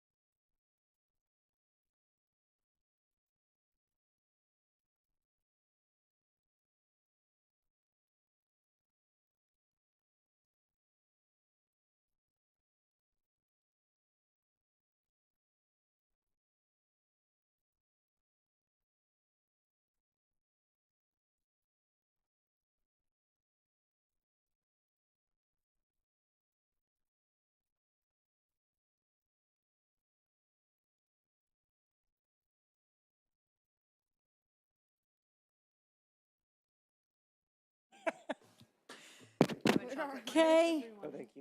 Meeting called back to order. Rest of our board members and superintendent, come on back here.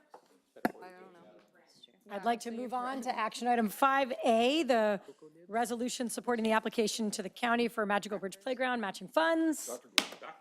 Dr. Golden. Good evening. This Good evening. resolution was presented to you at the last meeting, and I'm Could you get a little available closer to that or something?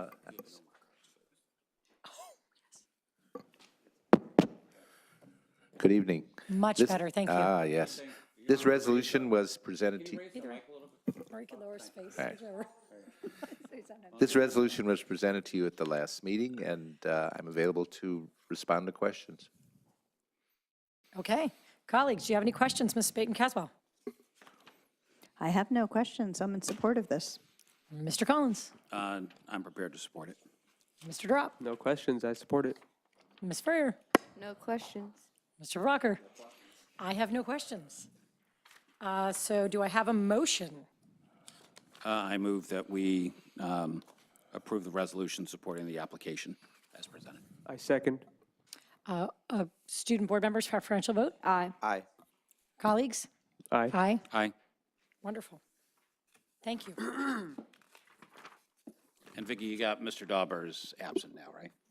Yeah, 4-0. Mr. Dauber absent. Okay. Dr. Golden for 5B.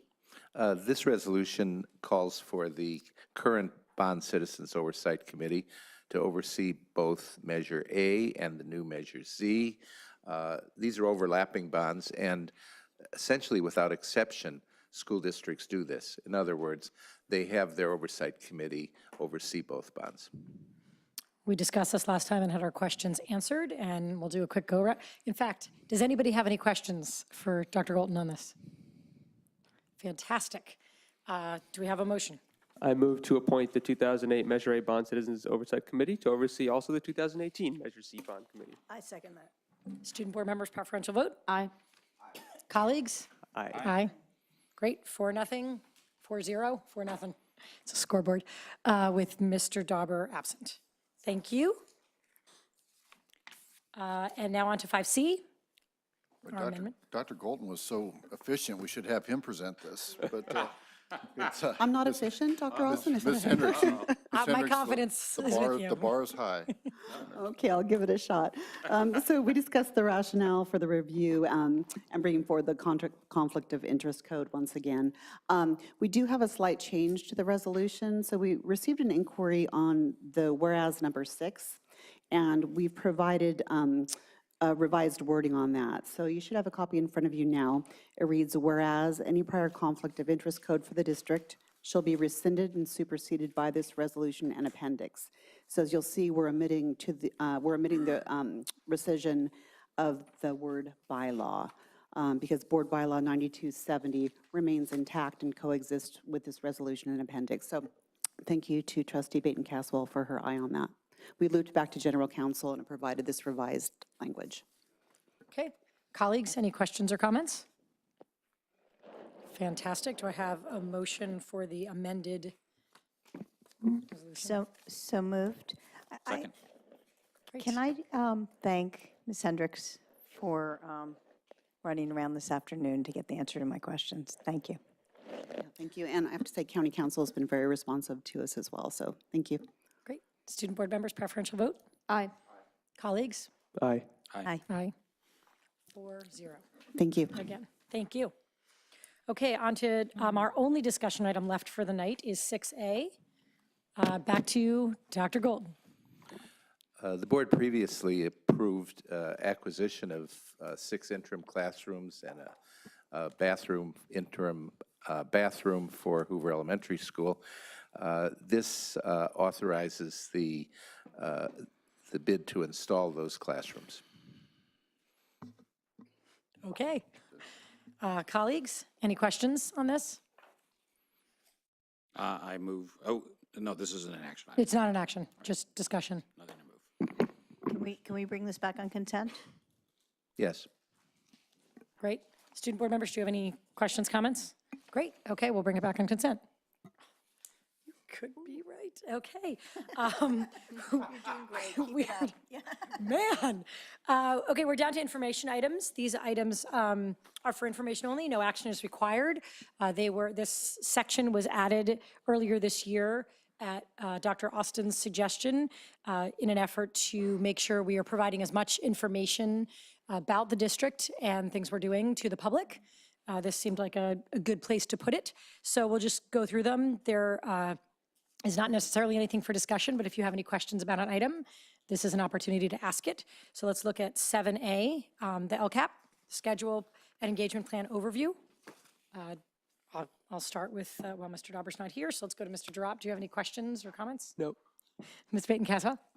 I just was wondering if the information that was gathered at the sessions this weekend, if they somehow will be incorporated into the LCAP. Yes, great question. The short answer is yes, and on the reverse, we went through our plan that we're preparing for the study session today to make sure that all of the essential items of LCAP are also contained in that plan. So they are an absolute marriage of those two. So all those yellow stickies and pink stickies are Yes. somehow going to find their way in. That was one of our official LCAP community outreach pieces. Excellent. Great. Thank you. Mr. Collins? No questions. Mr. Prabhakar? No comments. Ms. Furrier? No comments. Great. I have no comments. Moving on to 7B, School Impact Fees Annual and 5-Year Report for 17-18. Mr. Durop, do you have any questions or comments? Nope. Great. Ms. Peyton-Caswell? I don't have any questions, but I think it's important for the community to be aware of, although we're very thankful to get these school impact fees, it really, it's not enough to make a difference in our construction program. So it really just helps us do a little bit, and we're thankful to get it, but thank you to the community for supporting the recent bond measure, because without that, there's no way we would be doing the building that we need to do. Agree. Mr. Collins? Nothing. Ms. Furrier? No comment. Mr. Rucker? Nor do I. Thank you. 7C, the addendum to the Public Records Act update. And we're going to start with Mr. Collins. I have a question on this. First, thank you for this handout, which is very useful, and I'm delighted to see that the backlog is, the dam is broken and the backlog is going the right direction. I guess a question, maybe it's just the presentation of the chart.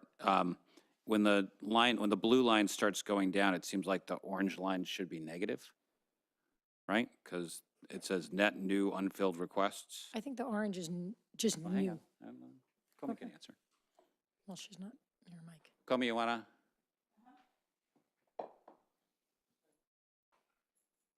He's got a mic right in front of him. So just, with the blue line going down, should the orange lines be negative? So the orange line is the incoming net new unfulfilled requests. But I thought when it was net, I thought it was netted against the ones that were closed, so. Right. When it went up, I thought it was because, so if you look in the middle of the chart, it goes from 35 to 44. And underneath that, there's a line that says +9. And that puts you from 35 to 44. But then when you go from 70 to 72, I would have thought to see a line that said -5. But I don't. So I don't know if it may just be we can just take a look at it for next time. Let us just work on the presentation piece. I understand your question. Jennifer thinks she knows the I answer. think I know what I'm looking at here. Yeah, okay. I think that the orange is new open ones that haven't been closed, but the line is going down because you're closing lots of other older ones from before. In that case, it should probably not say net new. It should just say new. Right. Right. So for example, December 18, we had one new request come in. And we've closed about 20 in the last month. Okay. Well, I think It's Taking away not the word presented net. well, I agree. Jennifer's suggestion is a good one, because it is good to see how many new ones are coming in. But it is also important to see the total unfilled ones going down, so that's great. Thank you. Thank you. Great. Okay. I have a Yes. question. I'm being asked by community members what our system is for deciding which ones get done. And one specific question I got was, are we doing all of the newspaper ones first? Is that our system, or is there some other system, and what should they expect? Why don't we can get back through a Friday board update. Okay, And, and it's not just for me. I mean, I'm being asked this, and I Sure. think we should just say to the community what our system is, And whatever it is. it's in front of BPRC right now. They're The working on. system? Yeah, they're working on a policy on how to fill. So that's something that, but if you can update us on Friday. We can do a Friday update and even foreshadow the BPRC. Great. No problem. Okay, Mr. Drop, any questions or? Nope. Okay, Mr. Prabhakar? Ms. Ferrier? Nope. Great, I do not either. Okay, 7D, the strategic plan survey data tables. Ms. Baton-Caswell. First of all, thank you very much. I think I've been asking for this for quite a long time, so I'm very happy to see it. I'm particularly happy to see it before we go into our board offsite, because there were some things that we said we would track. And I think we should just take a look at the data in these tables and see if they give us any information that we can use.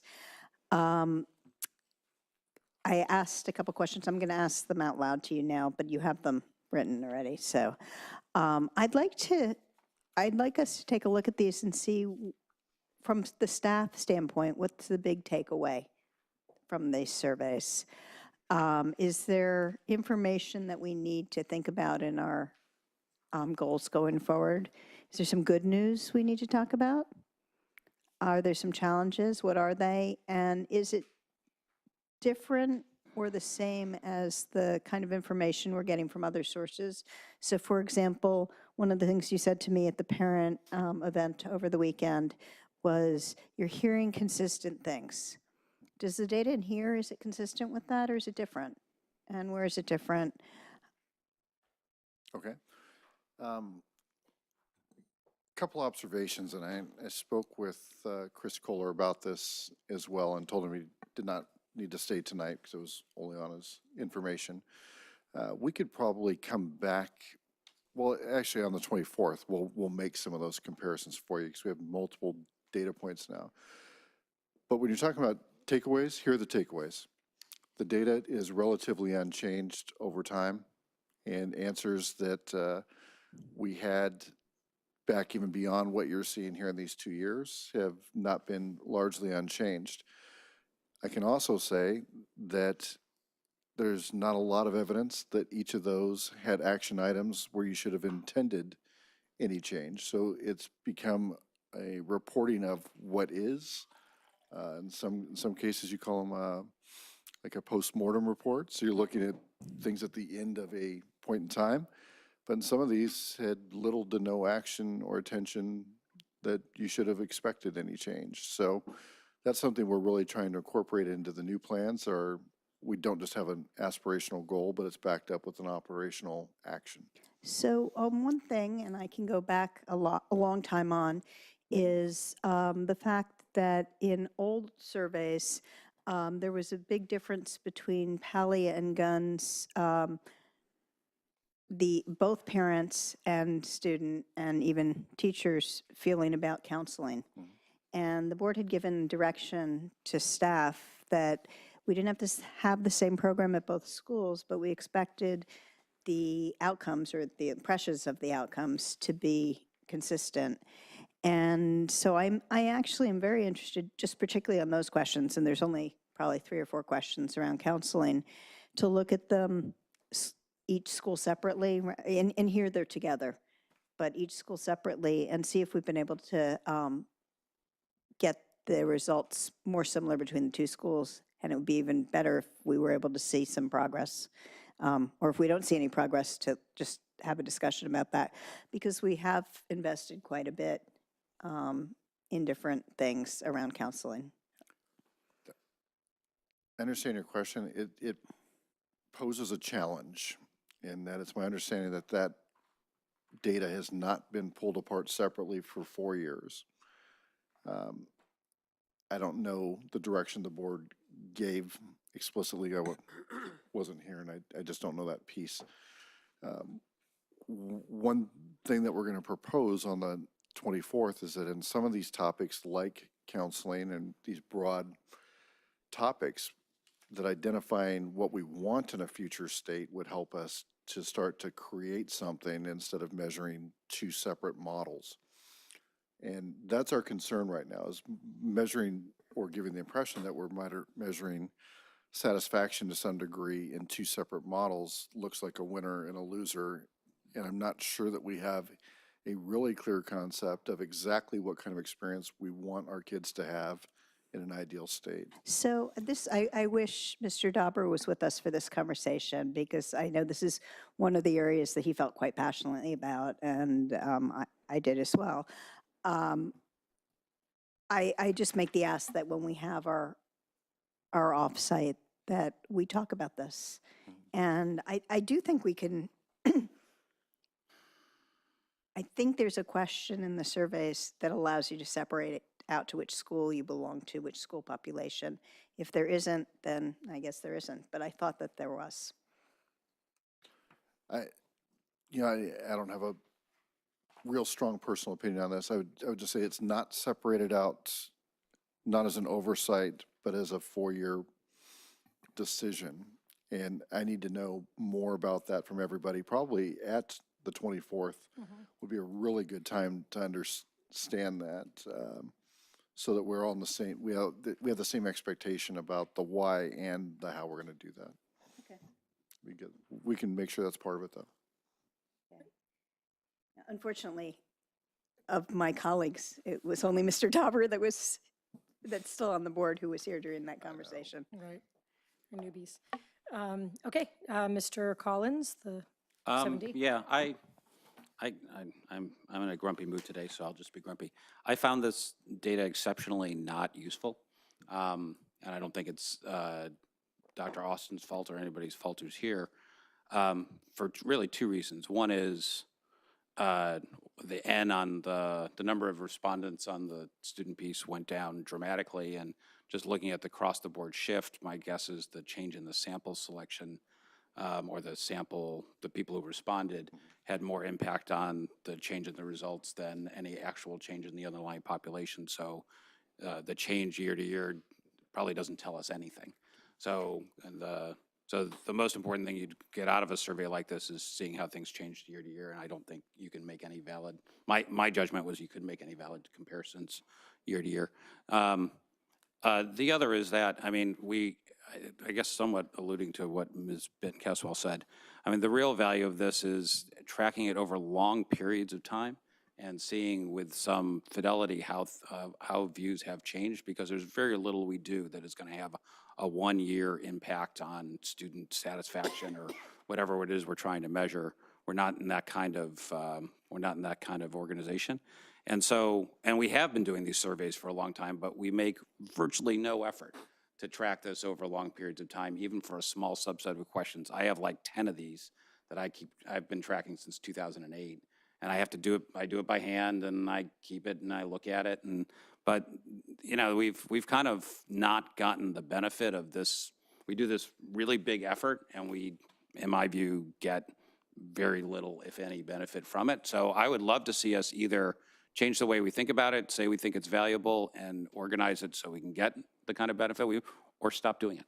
I think either are legitimate, and I hope you guys will either on the 24th or some other time come at us, or fundamentally change the way you do it, because I don't think the time series value that we're not getting any time series value from it today. So there's no huge value to sticking with what we've got. So I hope you'll revisit that on the 24th and maybe set us on a track that will help us get the value that this kind of survey might be able to bring. Mr. Drop? So I found this survey helpful for a different reason. But first, I will say that I do agree with Mr. Collins that it would be helpful for me at least to see the statistical import of the numbers, because I think I can say, 65% positive looks good or 35 looks bad, but considering what the sample is and if it, how representative it is, I think it would be helpful to know how we look at the numbers, because I'm not a statistician. So I think that's a good point. But I will say, to me, the survey was more than just tracking discrete areas over a period of time. And what it did for me, and I think what another value of this is to identify new areas that we're not currently tracking, because the sort of juxtaposition of two seemingly conflicting results, to me, opened up a new area that we could be tracking, or at least a reason that we could identify for the way things are. An example is, and Ms. Baden-Caswell pointed out, counseling. Career counseling and college counseling and relationships with counselors were generally lower. At the same time, non-academic counseling had a generally higher positive response. So then I think the question is, why is that? And then what are we doing when it comes to non-academic counseling that we can transfer over to academic counseling, if anything? Another example is, wellness center. Did the wellness center benefit your students? Generally was lower, but the social emotional experience of students in high school was generally higher. So what is the relationship between those 2 points, and what can we do to kind of use that to our advantage is a helpful thing for us to use, to look at in this survey, and something that I would like to see in the future when we talk about it, maybe on the 24th, and yeah. Ms. Freer? Yeah, I actually frankly agree with Mr. Collins on this. In terms of the sample size, I was a bit concerned as of why less students filled it out, instead of actually like viewing the data, why were the numbers significantly lower. And I think partially it may be because students don't really know what their responses provide to the district. There's no communication in terms of what they're going to do with the data. If they're trying to improve it, they're just given a survey and there's not much outcome on their end. So I would consider that when you release your next survey, maybe putting that somewhere in the header. I know that with the course survey every year, many students don't believe that teachers actually get that feedback. So not many students like to fill it out. So looking forward, that would be important. I also agree that some of these points are more site specific, like asking about a principal or asking about the wellness center or counseling. I think it depends on the school, and that's why I would prefer the data to be separated. Mr. Prabhakar? Yeah, I also think the huge drop off in sample size is something that I guess we would probably need to figure out why that happened. Also, I don't know if anyone has an answer to this, but like, where was this survey administered? Was it like in classes or somewhere else? Sent out, okay. Like email. Yeah, I guess there's just a lot of end of year surveys for students. I know this one said spring, so I'm not sure if it was like at the very end of the year, but it's just gets, like as a student, you're taking all these surveys. It's hard to know which ones are the most important, or like if they're all important, like do I really need to take all of these? So just from a student perspective, maybe just more so explaining how the data from these surveys can be used to benefit the students again. Like for example, if students aren't having the best time with counselors, then maybe explaining more to them that if they provided useful data but counseling, that could come back to benefit them in the future, things like that. Great, thank you. My concern was also the response rate. And I was also interested to know if staff, I'm looking through the data and I see that many of us are, but does staff look through it and find it useful? Does staff look through it and notice anything that they want to focus on? Would sort of be my area of interest to know what, because I can look through it and say what is interesting to me, but it doesn't mean that that's what you all think is going to really make the difference. So I do think it's worth spending time talking about what we want to get out of it. Are we getting that out of it? If we do want to keep doing it, how could we get it? How could we better get the data we're looking for? And then if we are going to go ahead with it, how do we get a higher percentage of students to take it, to know its value, what we're doing with the info, whatnot. So thank you. Can I just have a couple more things? How many people in the staff have seen this data before tonight? I don't know if we're going to do like a hand raising, but. Oh, okay, I actually don't need the answer to that, because I think I know the answer. And I think the answer is, we did these surveys and we didn't spend any time reviewing the data. And the reason I've been pounding on this is when you get data a year after you do research, or 6 months after you do research, you do a survey, it's just not as helpful. Yeah. So I think that we do need to make some decisions. And I thought the parent response rate wasn't so bad, but the kid response rate, I believe we sort of forgot to send it out last year and then suddenly remembered. I think that's what happened. I did ask that question for you. Two things. First of all, let's be real clear. It is not a driving piece of information as it sits. Yeah, as it sits. Yeah, as it sits. Yeah. Which is not a commentary about the future. It just means, has this been something that has come back? Everyone comes together, sits down together, creates their goals around the data. That answer is no. That has not happened here anytime in the recent past. I can't speak beyond that. Are we going to use data to inform our decisions in the future? Absolutely. Is this it or not? We need to talk about. And that's why I kept asking for this. So thank you for doing that. And I look forward to a good conversation at our retreat. It is my understanding, and I don't have this confirmed, but I did check that part of the reason for the low turnout or the participation rates is that the survey fell during a time in the middle of testing and other things, which means that was it forgotten to a point to where it reached that point? Maybe. I can't speak to that, but there were so many conflicts with it that only a certain type of student got to the place where they were taking the survey. And I think we have an expectation that we set with the OCR that we will ask certain questions in a survey that goes out. So we need to think about that as well. Can I also add something? Yes. I also noticed that many of these questions directly relate to certain positions, whether it be a teacher, a counselor, or a principal. And I'm wondering if any of these people see this data, like it directly relates to them and their job. And I think if people in this room who are facilitating this survey aren't seeing the results, then you might want to consider if the survey relating to these people are also seeing the results. Okay, board operations, Mr. DeRopp. I've got nothing. Ms. Bain-Caswell. Oh, I have a couple of things. I was wondering if we could get another report. I would like to make sure the report that we got on Algebra 11A is attached so that the community can see that report. This is a time right now when families are helping their students make decisions about courses, and if we have information about courses that can be helpful, we should make sure that gets out. So I think actually the course catalogs, do you know when they're coming out?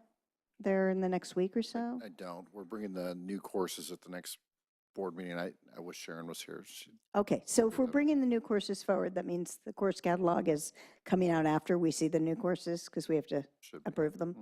So if we could get that report attached to the next board packet, that would be fabulous. Is there, I'm just asking a clarifying question. Is there any chance that I'm going to be confused about exactly what you're asking for? Or when I ask our staff, are they going to know exactly what we're It's a talking about? report that was already written, and if there's another one, that's great, but there's one that was already written, but it wasn't distributed. Got it. Okay, thank you. I'm going to CalSSD on the 25th, and so since we have two members of our board that are on that committee, we can talk about this afterwards. Jennifer, you don't need to come, we don't need to send two every time, but maybe sometimes we'll do that. Wonderful.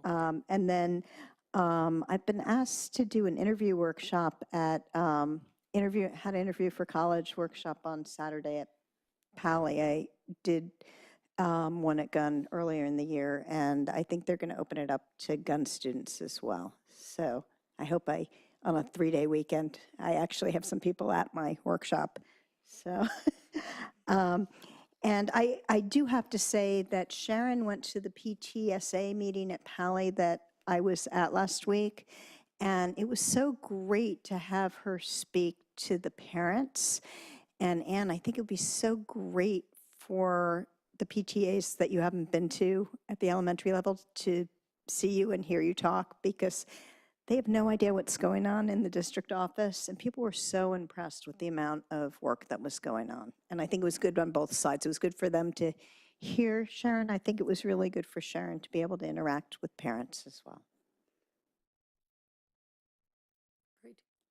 Mr. Collins? Okay. Tomorrow morning, we've got, I believe, a PTAC meeting that you and I are both going to. And next week, I'm going to be going to Addison to see the construction that's been going on. I haven't been there in a while. Excited to go there. And I'm also looking forward to, I'm in the middle of scheduling a visit with the hospital school, which I've never been to, so I'm excited about those. Oh, you should go over to Pali and see the new library, too. It's awesome. I have not been to the library. Yes. Dr. Golden offered that one too, and okay, that's it. Do you guys have anything to add? Do you have any reports to add? Somebody's going to win the pool here in about 30 seconds. Nah. All right, this meeting is adjourned. Yeah. Dan has won the pool with 9 o'clock straight up. Oh, thank you. These are all, you can tell the number goes up like that. Good luck. Yeah. I've yet to be at a full meeting. I'm sure. Yeah, I know. That's how I just read it. I read it.